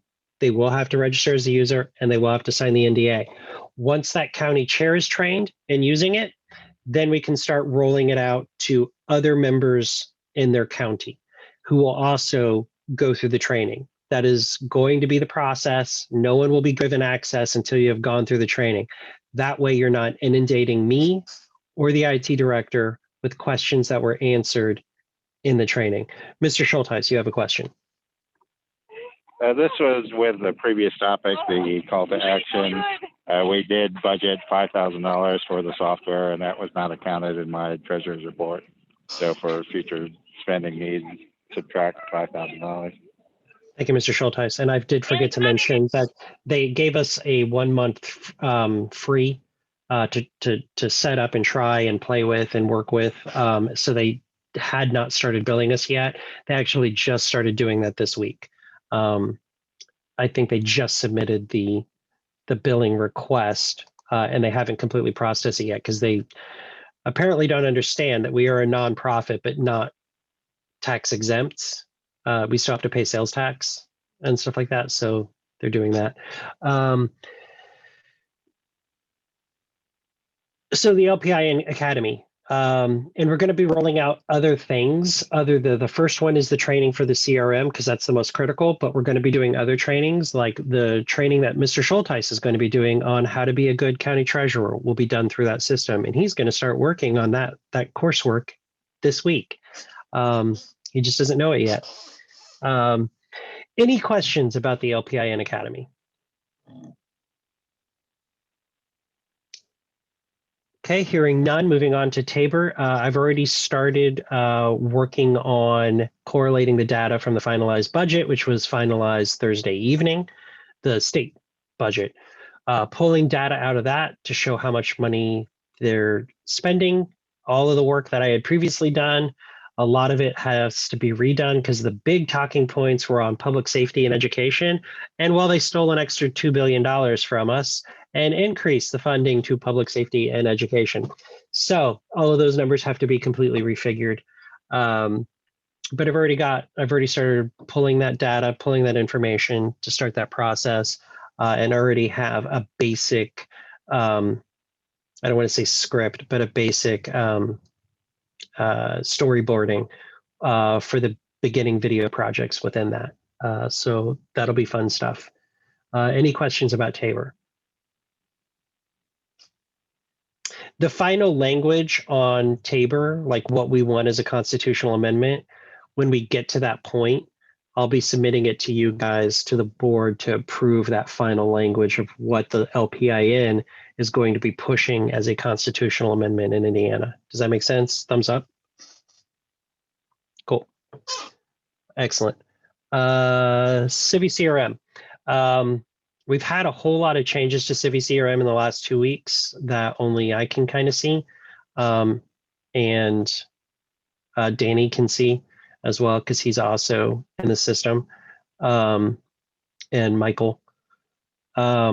It's all about how we can search for members. We can now search for national members. We can separate who's a national member and an LPIN member, who's one or the other, but not both, who's getting ready to lapse, all kinds of fun things that they finally got working and fixed. There's a whole lot of new data. Like I said, we had like between 2,000 and 4,000 new contacts added that are all appended and interesting and fun. There are some things that are not working the way that I would like them to work, and I'm working with National to fix that. One of them is our event listings. I don't like the way our event pages show up, especially when I'm putting something up for like an SCC meeting that's virtual, and it wants to put this giant map up there of where the event is being held at. And I'm like, this is dumb. Nobody cares about those maps. Nobody uses those maps to figure out about the venue. They take the address and they Google it. to get their directions. No one's using that damn map. Let's remove it. And they're like, well, we can't remove it. I have to do it one by one for each event. And I don't even have authorization to remove it event by event. I have to ask them to do it. So there's some little dumb things like that. I do want to give props to Mr. Lundy, who stepped up and just jumped in and started filling in some of the data for the county parties, updating the county affiliate and district maps. So thank you for that. That was something that was on my plate that just was never getting done, and he stepped up and did it. So thank you for that, Mr. Lundy. I appreciate that.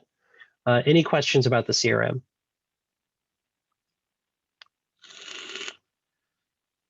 All right. Hearing none. Well, the person that was supposed to be talking to us today about the BBI, the Better Ballots Initiative, is not here. I did also, I think I told him 12:30.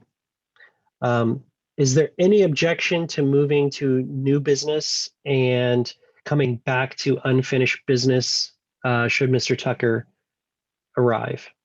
Is there any objection? Hearing no objection, we'll go on to that. Give me 1 second here. I think I need to, yeah. So I'm going to jump to, well, not jump to, go to number 2. We already did the bylaws process. Analyze data. I'm a data nerd. Some of you are also data nerds. Mr. Lundy is a data nerd. Mr. Lundy has been talking to a company that does data analytics. This was something that I think is necessary for our state party and growth, understanding not only who our members are, but understanding more about the voter and our likely supporters. He was in contact with a company called Analyze Corporation. They provide really interesting data breakdowns. And I'm just going to give you a quick elevator pitch for it. Oh, and Danny is not just a data nerd. He's a data professional because it's what he gets paid to do. So this company, essentially what they do is they take your list, and we gave them just our donor list, just our members. And you upload it, their system takes 350 consumer-driven data points and creates a profile for your membership. And in the email that you guys received from me today, it actually has the breakdown of our paid members within the LPIN. And there's some very interesting data. But what that does is we can now take that data, add in our SOS data, our voter list data, and now we can say, this is what our members or our supporters or our contacts look like. People who are not currently contacts or members who have similar profiles.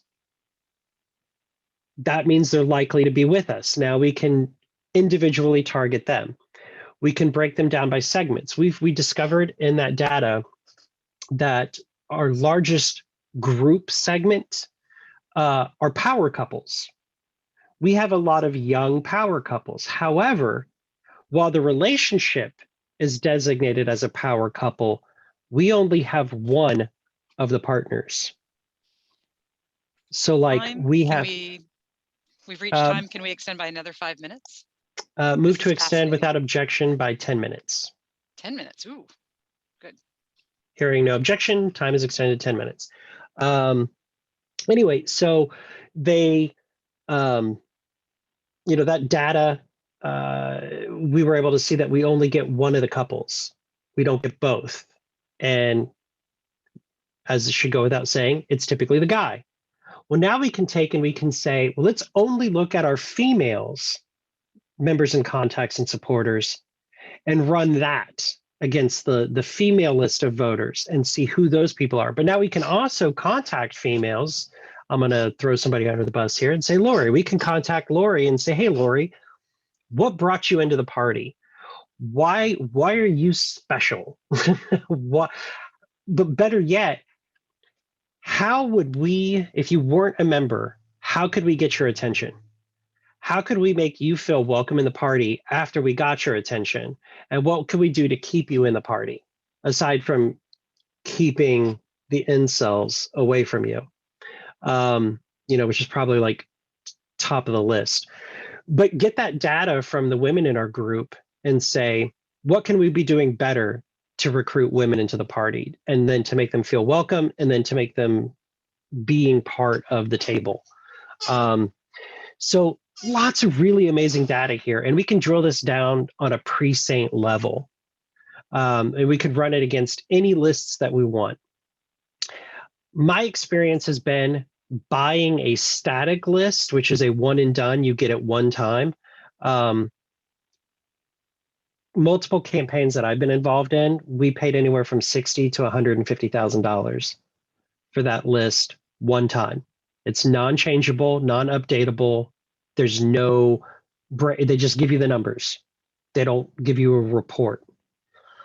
This system is a subscription-based system. So we could run unlimited reports whenever we want for whatever we want. We could target people specifically based off of who does X, who has subscriptions to DIY magazines or participates in gourmet cooking or whatever, who are pro fishermen, who are avid, hunters, who are charitable givers, who are people, that are passionate about clean energy. We can go through and we could target people for all different sorts of things, and we could do it as many times as we want. It's a subscription-based service. I have their PowerPoint presentation, but it's basically everything that I just told you in pictorial form. So this system would normally cost $80,000 for a one-time report. The guy loves us. He's really interested in it. Oh, apparently Rosalind's been waiting in the waiting room for a while. He's really interested in working with libertarians. They were fascinated by some of our data points when they first ran the report. And they're really interested in working with us. The whole thing for a one-year contract of unlimited reporting cost us $5,000. And when he told me that, I was actually, when me and Danny were first talking about it, like he was like, this is the lower tier price. And I was expecting it to be like, yeah, but what we really, really, really, really want, that package is probably going to be like $20,000 a month. Sorry, squeaky chair. And when he came back and he was like $5,000 a year for unlimited. And they're going to build special methodologies specifically for us because we're a political party.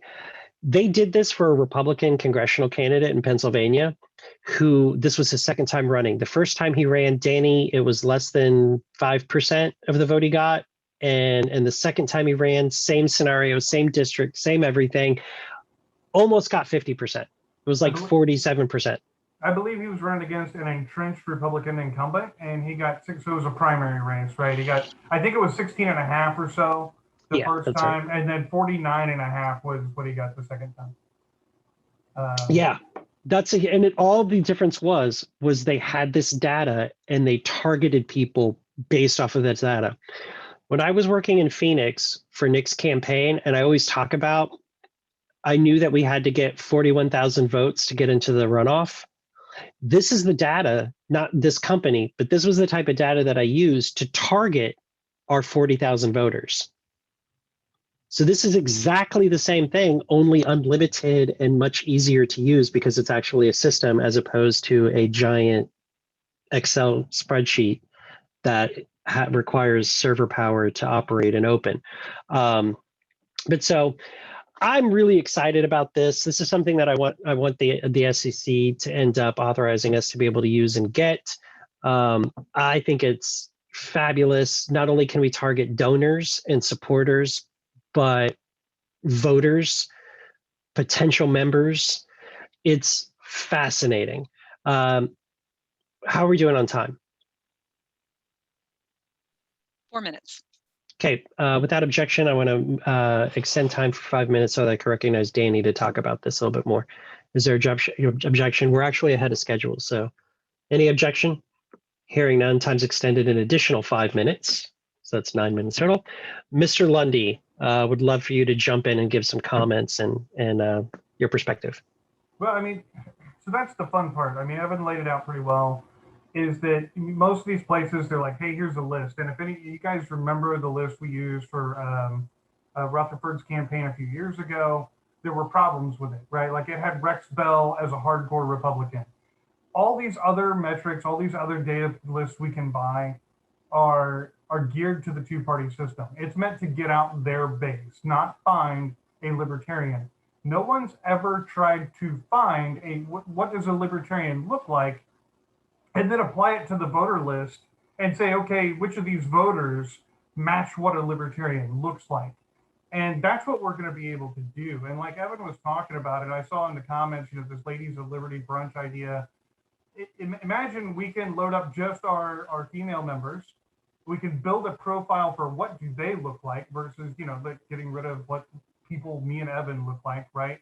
And then we can run an ad for those brunches on Facebook for a few bucks and bring in new, Ladies of Liberty to these brunches to meet people like Lori and Lucy and Alyssa, right? So they could talk about what matters to them. We can do really specific targeted ads. The things we could do with this are almost unlimited. It's really only limited by our imagination. And the best part is they're selling the AI. They're not selling us the data. They're saying our AI it crunches all these things. Like they have all of that in the background, magazine subscriptions and credit bureau. I don't think Evan mentioned it gives you a score of how much available money they have. You can literally rank it and go, okay, these people, they live in a world where they have a lot of, disposable income. So when you call them to ask for money, you might ask for more. If you see that they're really low on that scale, maybe you ask for their time, things like that. One of the things I found most interesting, and it just happens to coincide with Evan's Super Saturday initiative, the number one thing all libertarians in Indiana had in common that is different from like the national standard, because that's what it does. It says, here's what the national standard is. 5% of the people like this thing. But when it comes to libertarians, like 40% of people like this thing. So that's clearly a deviation from the standard and something we want to look for. The number one thing is that they support charitable causes. So by us going around and getting more involved in local charitable causes, we're going to meet more people like us. Now, conversely and conflicting, number 8 on that same list of top 10 was they don't donate to charitable causes. And that blew this guy's mind until me and Evan pointed out that, no, you're tracking national level donations to like Red Cross and things like that. Libertarians donate locally. That's why it's not showing up on your list. So the insights we gained just from talking to this guy for a couple hours and getting that report was already amazing. And the fact that we'll have unlimited, like, hey, let's segment out our list this way and see what we get back. And then we can run targeted emails to those people through our contact list. We can do targeted fundraising. This is, we talk about Rodney leveraging data so we know what to talk about when we call people. This lets us do that. And it's just super cool. And what's great is his whole team is really excited about us working with them. Not because we're libertarians, but because no political entity has ever tried to leverage this kind of analytical power. He did a job for the RNC a couple years ago. You know what they wanted? A list of emails. They didn't leverage any of this. They just paid him a bunch of money for an email list. That was it. Even the guy in Pennsylvania, I mean, they would get back to him and go, hey, he was big on the abortion topic, right? So he was showing up to the door and talking about trimesters and blah, blah, blah, blah, blah, and all the medical jargon. And they said, look, over half the people who support you only have a high school education. You need to change the way you're messaging that. He did, and then he started getting a much better response. So even on the state level, it'll change how we message and what we message. Are we talking about the things our people care about? And are we talking about it in the right way? So I'm very excited about it. I just sort of happenstance ran into this guy. His son wants to help affiliate Hendricks County, and that's how I met him. So I was very excited about it. Evan was very excited about it. it's going to pay for itself, just in donation. It's kind of a slam dunk, no brainer to me. This is one of those things where we can literally beat the old parties 5 times on the data, because they're not doing anything like this. They have no idea how to leverage this kind of data. And this is one of those ways we can beat them hands down, slam dunk, just, right over top of them. So I'll shut up now and let you guys hash it out. Mr. Williams, you had a question? Yes, I saw the analysis was done compared to a national baseline. Do they have an Indiana specific baseline, or is that not an option? Yes, it is. It was just for ease of use at that time. It was running it against national, so that we could get kind of an idea of where everything stood nationally. But we can run it against Indiana, just Indiana as a whole. We can run it against Indiana SOS data. We can run it against any other lists that we may potentially get. So yeah, I mean, like, there's so many different options for what we can do, and it's super easy too. Like, that's the other thing that really drove this home for me, was that it took like 2 minutes to run that analysis. Yeah. He loaded it up, it goes zzz, zzz, zzz, and it was done, like 2 minutes. Yeah. And we had Yeah. our report. And one of the things we talked about him building in for us is us giving him the voter data, and then his system compiling the profiles of all those voters, and then using that as our baseline data. So that when we're bouncing it, we're not just bouncing it against everyone who lives in Indiana, we're bouncing it against registered voters in Indiana, which is a different metric, right? So that's one of the things he was talking about building in for us. So it is a yearly service that does cost $5,000. They can take monthly payments, and that would normally increase the price, but they're going to keep it right at $5,000 for us. So let's have a discussion about whether or not we should do that or not.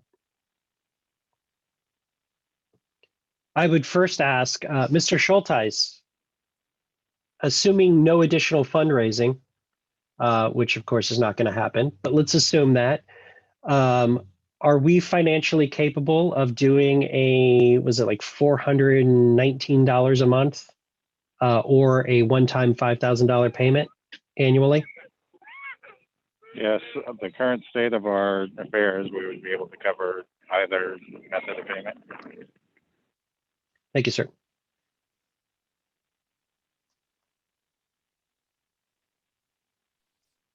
That's Any- extremely exciting. Do we even need a discussion on this? I mean, this is amazing. Well, there's no motion before the committee. If there was one, I would move that we immediately jump on this with all 4 paws. I second. can I make a suggestion on your motion? Yes. Would Wording you perhaps? prefer? Yes, jumping on this on all 4 paws would probably not be great in our minutes. I would like to make a motion to engage the purveyor of this software for their services. On a monthly or annual basis? I prefer a monthly basis, actually. If there is no surcharge, then let's gain the interest or whatever leverage we can on the rest of the funds. I second. Okay. So it has been moved and seconded. The motion is to engage Analyze Corp for their subscription services on the annual basis, but using a monthly payment. I believe Okay. this will need a roll call vote as Hang well. on.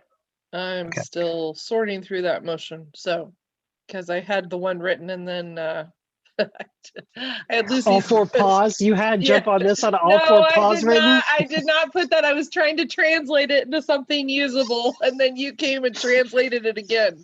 So I love it. Well, I will try to be more formal in the future and well, make your don't be job too easier. formal, because that threw me too.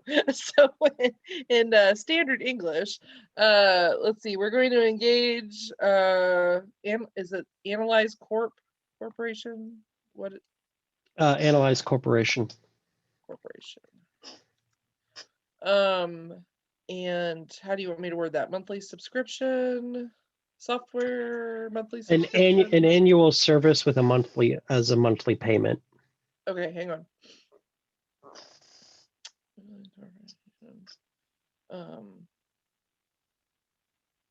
of up to $5,000 per year.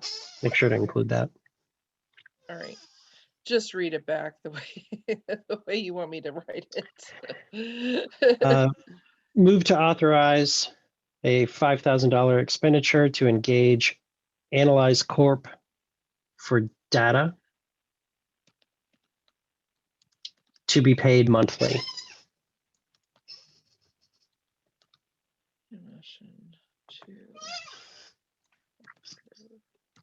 Yeah, you changed the wording backwards, so I had to just move it did. back. Hang on. I had it in one place and I got to go backwards again.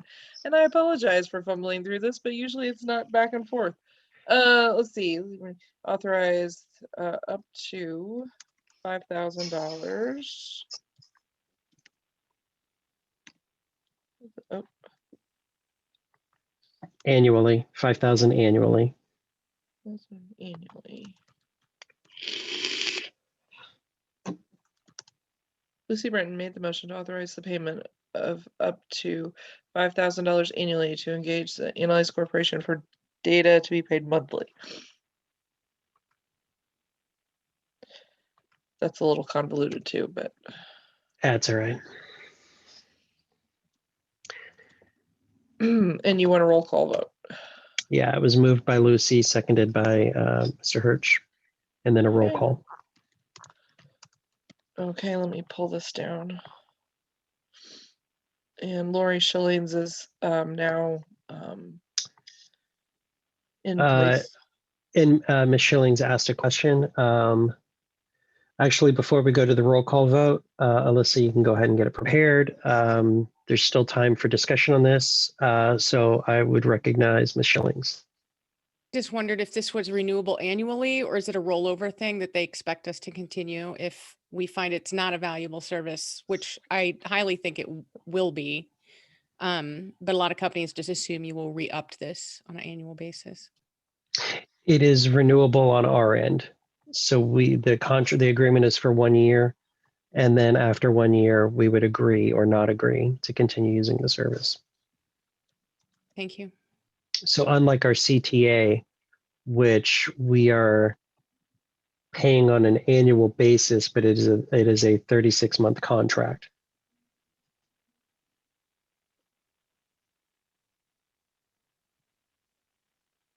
Is there any other questions or comments in this discussion? Go ahead. I would just like Michelle? to say, from a marketing standpoint, again, qualified leads are essential. And I think the data that you'll receive from this will potentially pay your monthly fee back in possibly multiples, because you'll have access to new membership database as well as possible donors.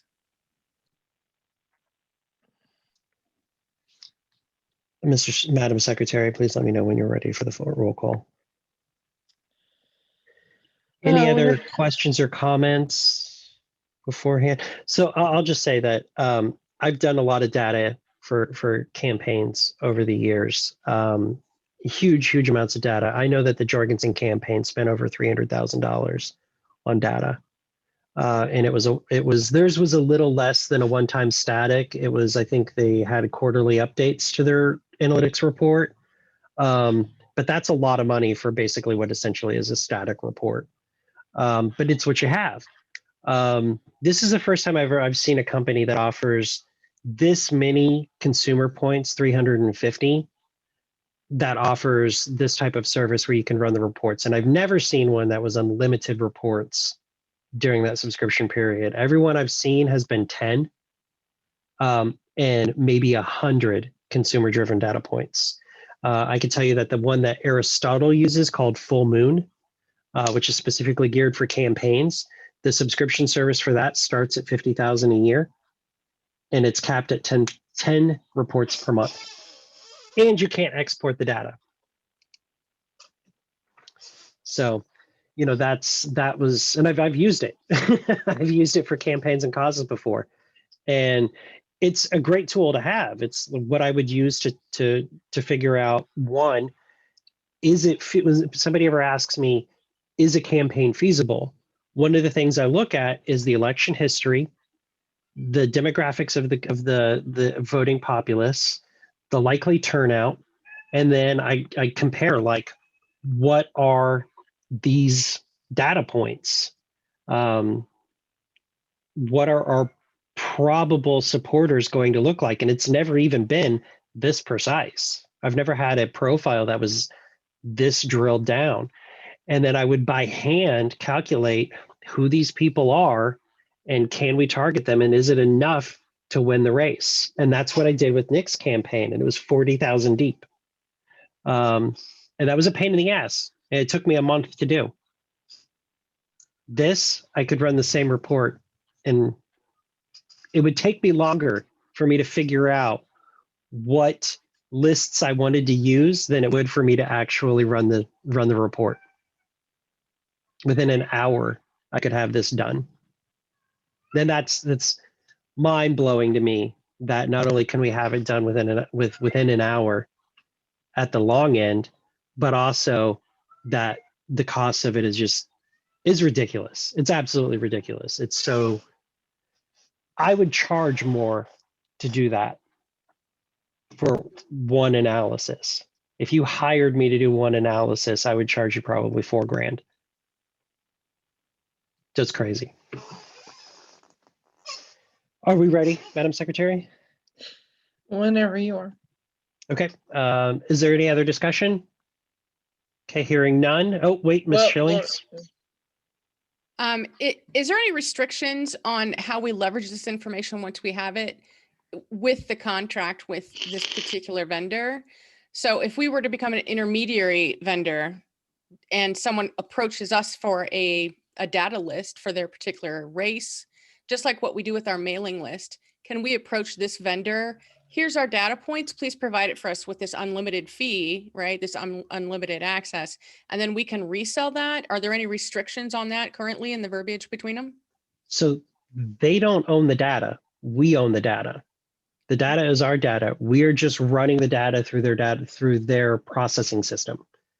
So if Lori, if you said, hey, Evan, I want to give you $2,000. Mm-hmm. Here's my list. Yeah, we now own that list, because that's going to be part of our agreement, is we get to keep that list from you. And we're going to run it through this system and come back with, this targeting for you. Yeah, it's because it's our data. And Danny brings up something really important. They don't keep our data. So they don't keep our data. It's our data. And we were even talking about, like, so let's say we wanted to keep the SOS voter list on the server, on the system. No one else but us has access to it. So if, like, the Republican Party of Indiana decides to start using the service, they can't access our version of the voter list. They would have to supply their own. Thank you. I'm just was thinking of it as a potential revenue stream. Yep, absolutely. Okay, hearing no other questions or comments, Madam Secretary, please call the roll. And I apologize. I think my dog's going crazy downstairs because she saw the 4th delivery driver for the day. She can identify them by truck. Anyway. Okay, starting roll call. Chair, Evan. Yes. Vice Chair, Lucy. Yes. Secretary, that's me, yes. Treasurer, Michael Schultes. Yes. Jared Hall is absent. IT Director Chuck is absent. Field Director Morgan Rigg. Yes. Student Director Roslyn. Yes. District 1 Chuck Pullen. District 1, yes. District 2 Elizabeth Cochliard. Yes. District 3 Christie. Yes. District 5 Lori Schillings as proxy for Greg Noland. Yes. District 6 vacant. District 7, Kent Williams. Yes. District 8, Micah Haynes.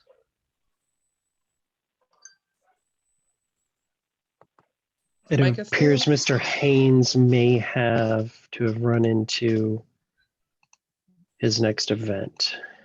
Okay, that's right. Okay. Okay, absent. District 9, Greg Hirsch. Yes.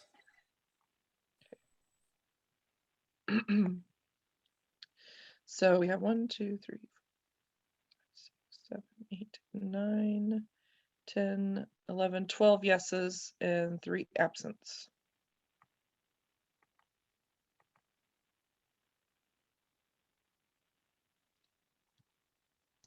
Okay, the motion passes. We will start getting this set up and getting some data rocking and rolling. I think this will also help Rodney create some fundraising lists. So thank you guys. That's awesome. Legislative session is the next topic under new business. I keep checking to see if Kent has come in, but has not.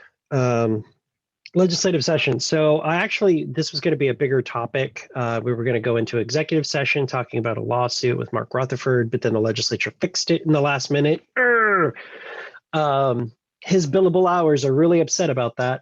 And I actually had a conversation the other night with the national chair, and there was a significant legal problem that we were going to be facing, and they were going to step up and help us fundraise for a legal challenge to the state Supreme Court. Essentially, what's going on is a couple of things. They are not going to have the district maps done until at least November. I think it'll actually be longer than that, even though the state constitution says they have to complete it by the end of this session. They have not. They're not going to be available. Our candidates that we were going to announce over the summer are not going to know if they're still in that district in 6 months. So we have to be very careful about which ones we are announcing. Basically only announcing the ones that are in the heart of their district and not on the periphery or the edges of the district, as they may end up being district out, just happenstance, just coincidentally districted out. But the other thing is there is a prohibition on legislative candidates or statewide candidates fundraising during the session, during a budget year. And the law specifically says until the day after adjournment. Well, the legislature, not wanting to rely on Governor Holcomb to call them back into an emergency session to be able to finish the district maps, decided not to adjourn on Thursday. They recessed with a finite adjournment of November 15th. So that means no legislative or statewide candidate can fundraise until starting November 16th.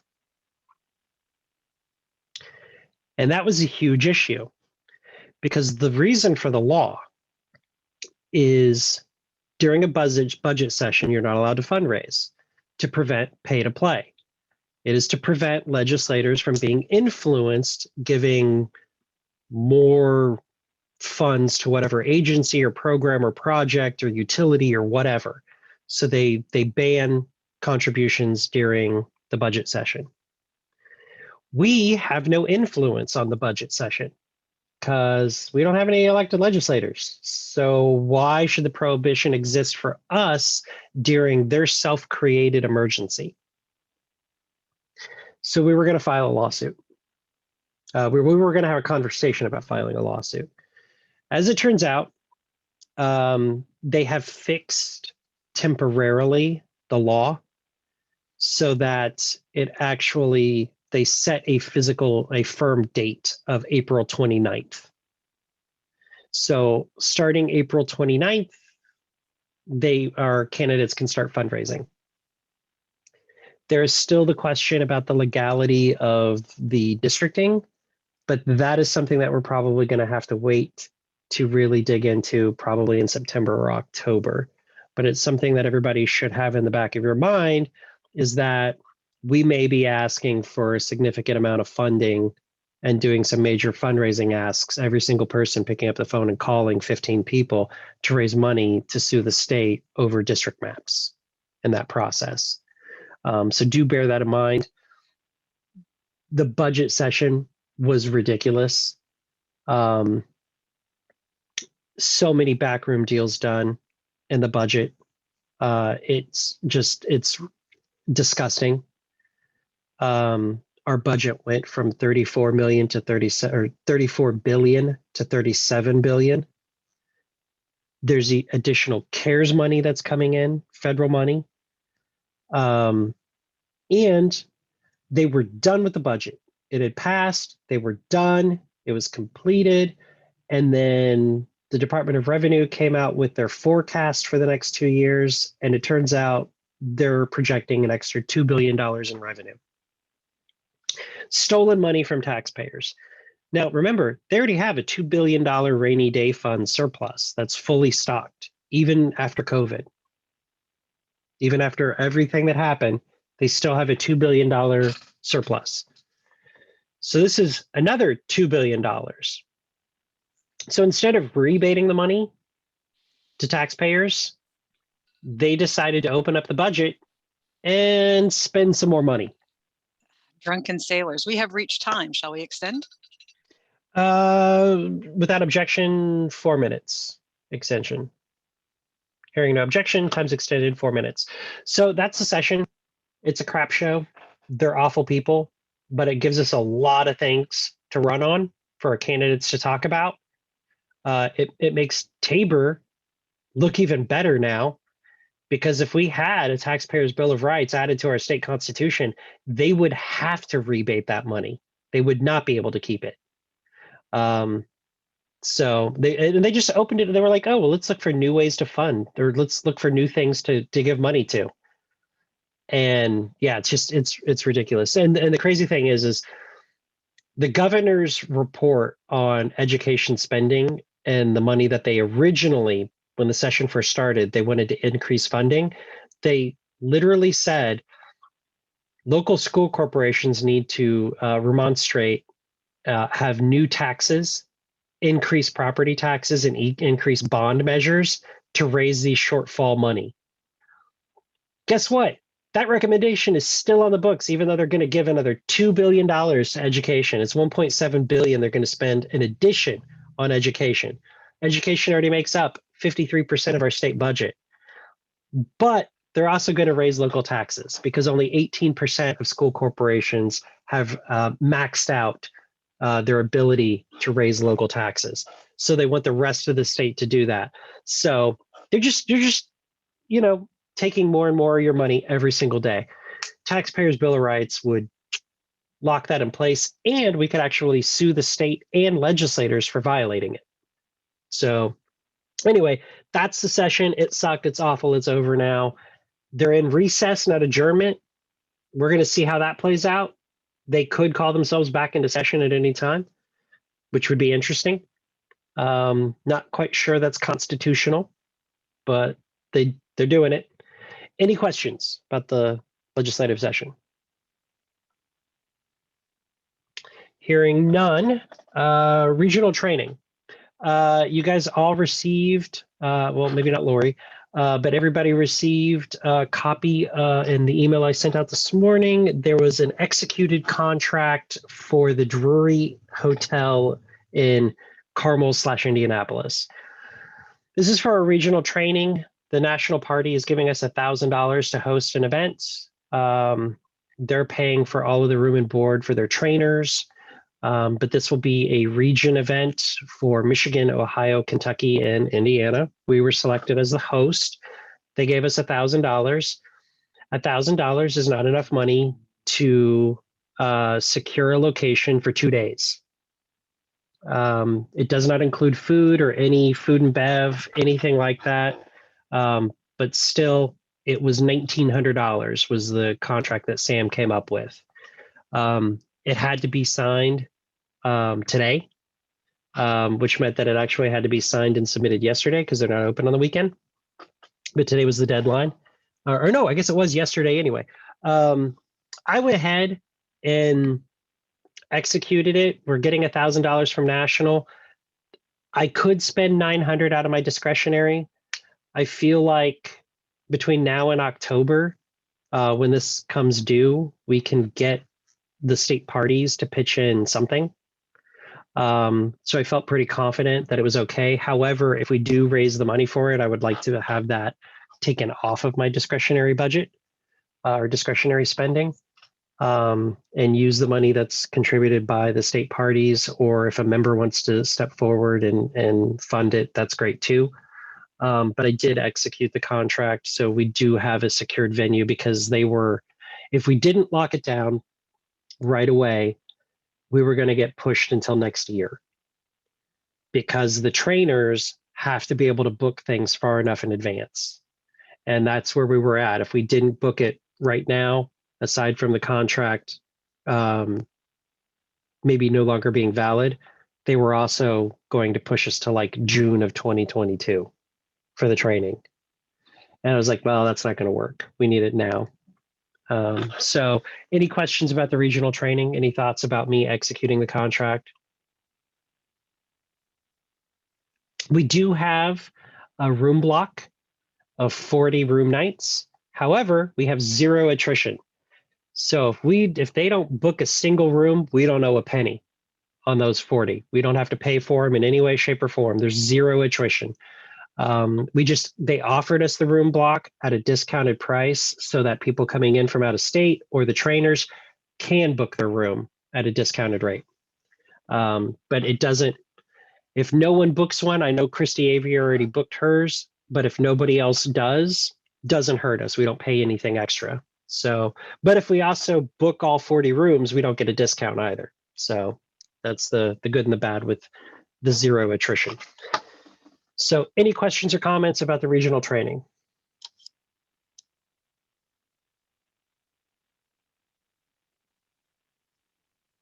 Okay, seeing none.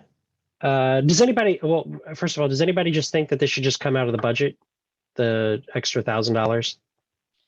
I move that those funds come out of the budget and not against the chair's discretionary fund. Second. It's moved and seconded by Mr. Rigg. Amend that, please. Ms. Avery would like to amend. Let's hear your motion to amend. I want to amend that we ask nicely the other 3 if they would contribute towards it. Well, I think we would do that anyway. As a matter of fact, I already have. I've sent them emails. And I'm actually talking to the Kentucky chair about it next week, this coming week. So do you want to keep the amendment? No, I trust you. Okay. The amendment is withdrawn. So the motion on the floor is authorization to move the line item from the chair's discretionary to the general fund of the LPIN.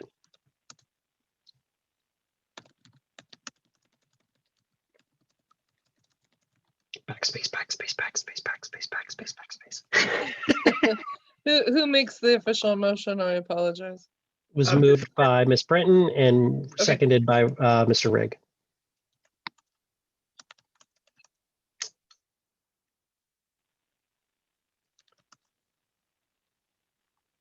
Let me know when you have the motion written. Is there any other discussion? Is there any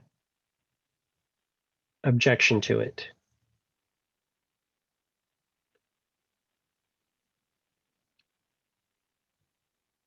You got it. Hang on one second. I missed a word somewhere and it's not making sense. So I'm reading it to myself. I apologize.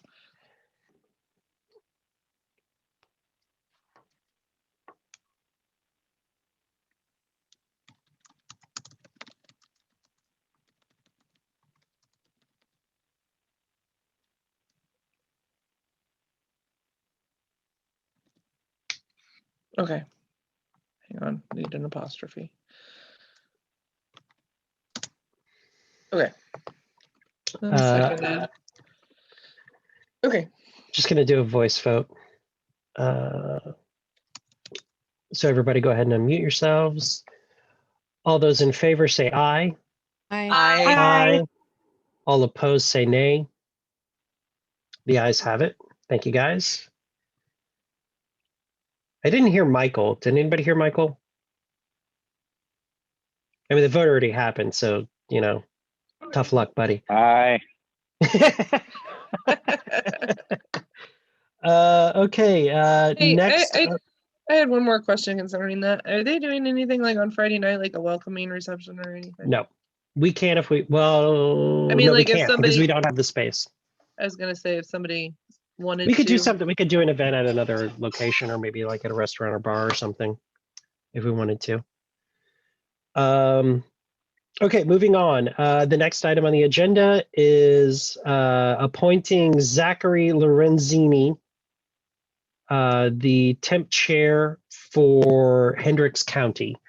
He's been very persistent and very patient. He's already signed up to come to the temp chair training tomorrow on Zoom. So he is a member. He's in Hendricks County. He's really gung-ho and very interested. He wants to do this. So I would entertain a motion to appoint Mr. Zachary Lorenzini, the temp chair for Hendricks County. So moved. Moved by Ms. Britton. Is there a second? Seconded by Mr. Rigg. Is there any discussion? Any questions or comments? Okay, hearing none, we'll just move to a voice vote. Mr. Rigg?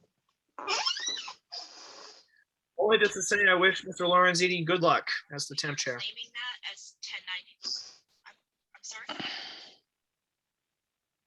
Who is that? Somebody talking about a 1099? Oh, sorry. I unmuted temporarily. I've got another person in the office here. Okay, so no further discussion. Let's just do a voice vote. But Ms. Salgado, Madam Secretary, you have that motion.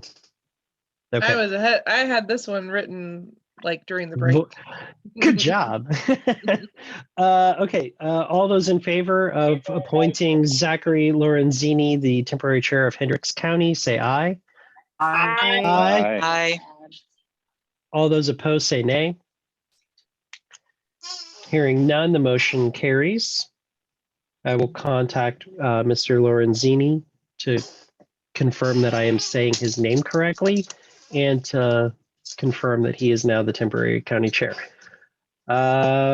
Maybe everybody, instead of submitting reports, should just submit motions in writing for me so I can copy and paste. Well, some of them can be. I'm just Some of them teasing. can't be. I'm just teasing. That one was an easy one, though. Thank you. I do not see BBI, so I'm going to, without objection, table this to the next meeting. Okay, hearing no objection, the BBI endorsement is yet again tabled. I will just say that they've been trying really hard to get our endorsement.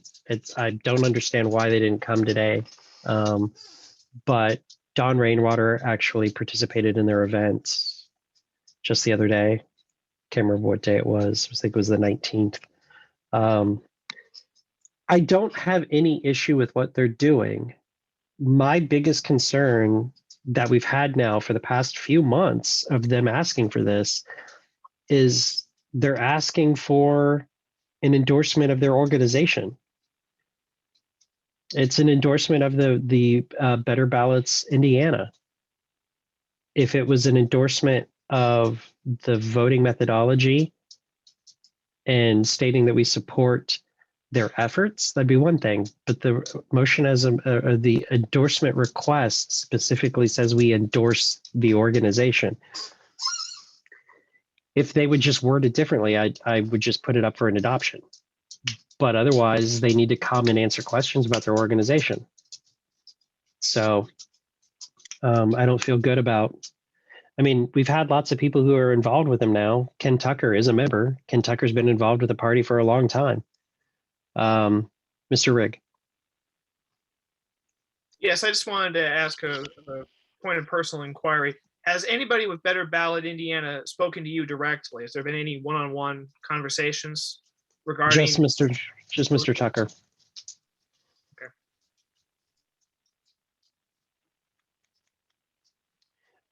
But so yeah, we'll table this again till the next meeting. I may ask for a informal meeting of the SCC, a non-actionable meeting to meet with somebody from BBI, so that maybe we can get these questions answered. So then perhaps before our next meeting, we can actually vote and discuss, or discuss and vote on it. Before I get to announcements, I would like to recognize Vice Chair Lucy Brinton. I think she had something she wanted to talk about. I do. Thank you for the recognition. What I would like to do is keep you all up to speed on how I'm working with Mr. James Oline. His organization came in recently and did the training for our convention. So what Mr. Oline and I are doing together, I'm helping him with some sales training, consultation, creation of scripts, et cetera, for his company.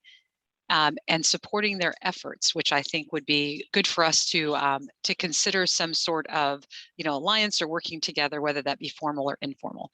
And I didn't bring this up during my vice chair, announcements at the beginning, because it's not officially a vice chair thing. It's something that I'm doing as an individual.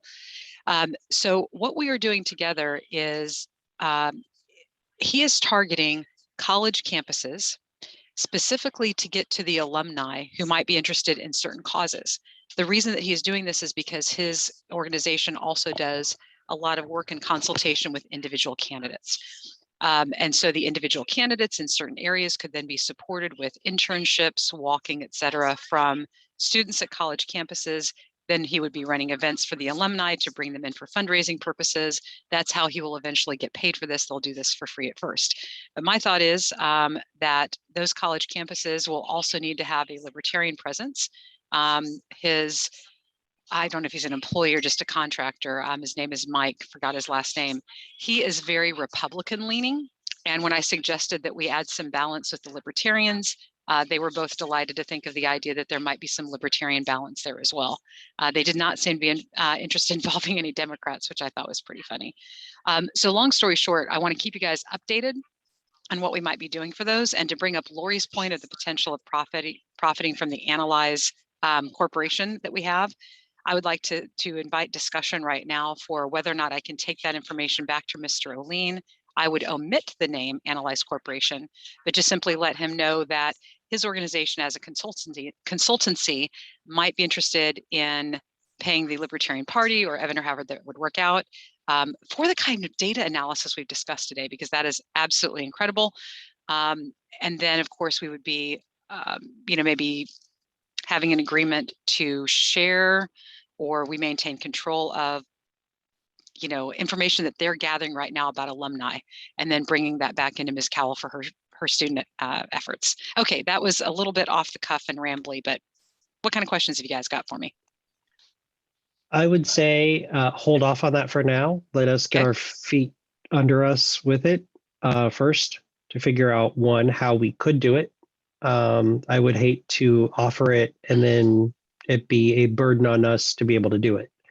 So let's hold off on that for now. Perfect.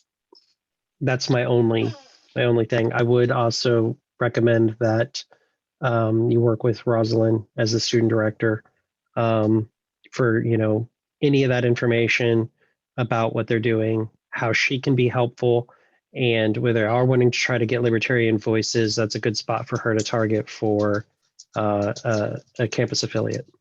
Perfect. And Mr. Oline's company intends to create these models and then roll them out across the country. So this is something that I think would be great for the proving grounds of Indiana, and then to expand across the country and make that a part of the formula that we use for reaching out to college students and alumni for their money. Okay, hearing no other questions or comments, thank you, Ms. Brinton. I would like to just make a short little announcement. I've said it a couple of times, but I want to reaffirm it. Events that you're having, please take photos. Please do little write-ups, even if it's just a one paragraph blurb about what's going on. please send them to me and to Christy for the social media. I'm actually taking on a social media project where I'm creating a way, I'm getting software where we can upload, create social media posts across all platforms, open it up to our volunteers to be able to do it, but then me or Christy, both or one of us would have to approve it, and then it would get posted. But they can schedule it based off the time that they think it should be scheduled. They create it, they put it in there, we look at it, we approve it or reject it. So doing that, we need that content. We need that stuff from you guys. We need those photos. We need stuff for our email. We need stuff to be able to put in press releases. Press releases are free. Send them. It costs $0 to send a press release, but I tell you, you get party growth every time you send out a press release. Every time we send out a message. If you've been noticing on the Facebook page and on the Twitter page, I've been posting 3 or 4 things every day. All of them have been scheduled. I schedule it out like 3 days in advance. And then I go in, and if something new happens, then I post that there. So, let's get content. Let's do these things. You guys got stuff that you're doing? Get photos. Get your county chairs to send you photos and little write-ups. Tell us who's in the photos, what they're doing.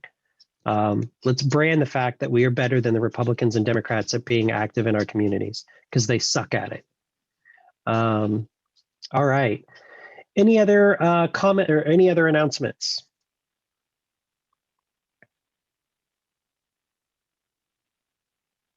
Miss Avery.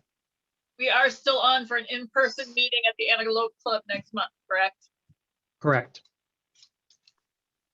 It is 5/22, May 22nd, which sucked for me because there was a big event that I found out afterwards that I really, really wanted to go to, but there's just no way. So thanks everybody for killing my social life just even that little bit more. But yeah, it is at the Antelope Club at 10:30 a.m. We will also make it available via Zoom for those that are unable to attend in person, but it is preferred that you attend in person if you can. Okay, with no other announcements or anything else, I'm going to entertain motion to adjourn. So moved. Is there a second? Second. All those in favor say aye. Aye. All those opposed say nay. Motion carries. We are adjourned. Thank you, everybody. Is that like right on time too? What time is it? 1:28. Is it 1:28? 1:28. Yes. It was exactly on time. The Bam! efforts of the What's up? timekeeper. Clearly, I am the timekeeper, the time lord. I am circling that on this agenda. 1:28, adjourned at 1:28. Call Tim, let him know. Yeah, everybody send Tim a message and say that the new chair kept us on time to the minute. And if you got champagne, break out the bubbly. When I was screaming and yelling, but now my dog's all like, what's going on? He's barking and all twitching out, freaking out. All right, guys, I think that's it for now. If you need anything, you know how to get a hold of me. Thanks, guys. Hey, Evan. Take care. Evan. Yeah. Hey, do you want to join me on the radio Monday to talk about the state budget stuff? Introduce yourself to the Lake County. On Monday afternoon. Let me look. It could be 5 o'clock your time. Monday the 26th. Yeah, I think I could do that. Okay, I will. It'll be a Zoom thing. I'll be on Zoom. They'll be in the studio, and we'll talk tomorrow or something. I'd say specifically, I want to talk about the budget stuff. Okay, can you send me an official Zoom invite in my calendar absolutely. so that I can get it added quickly? Yeah, I will grab theirs and I'll send it to you, and then you and I can just chat real quick, maybe tomorrow, whatever, about what topics. I want to talk budget, and I'll introduce you to Lake County, and then we'll talk budget. So. Okay, we could talk in the evening. I've got the training all day tomorrow during the day. Okay, sounds good. Okay, perfect. Thank you. Bye.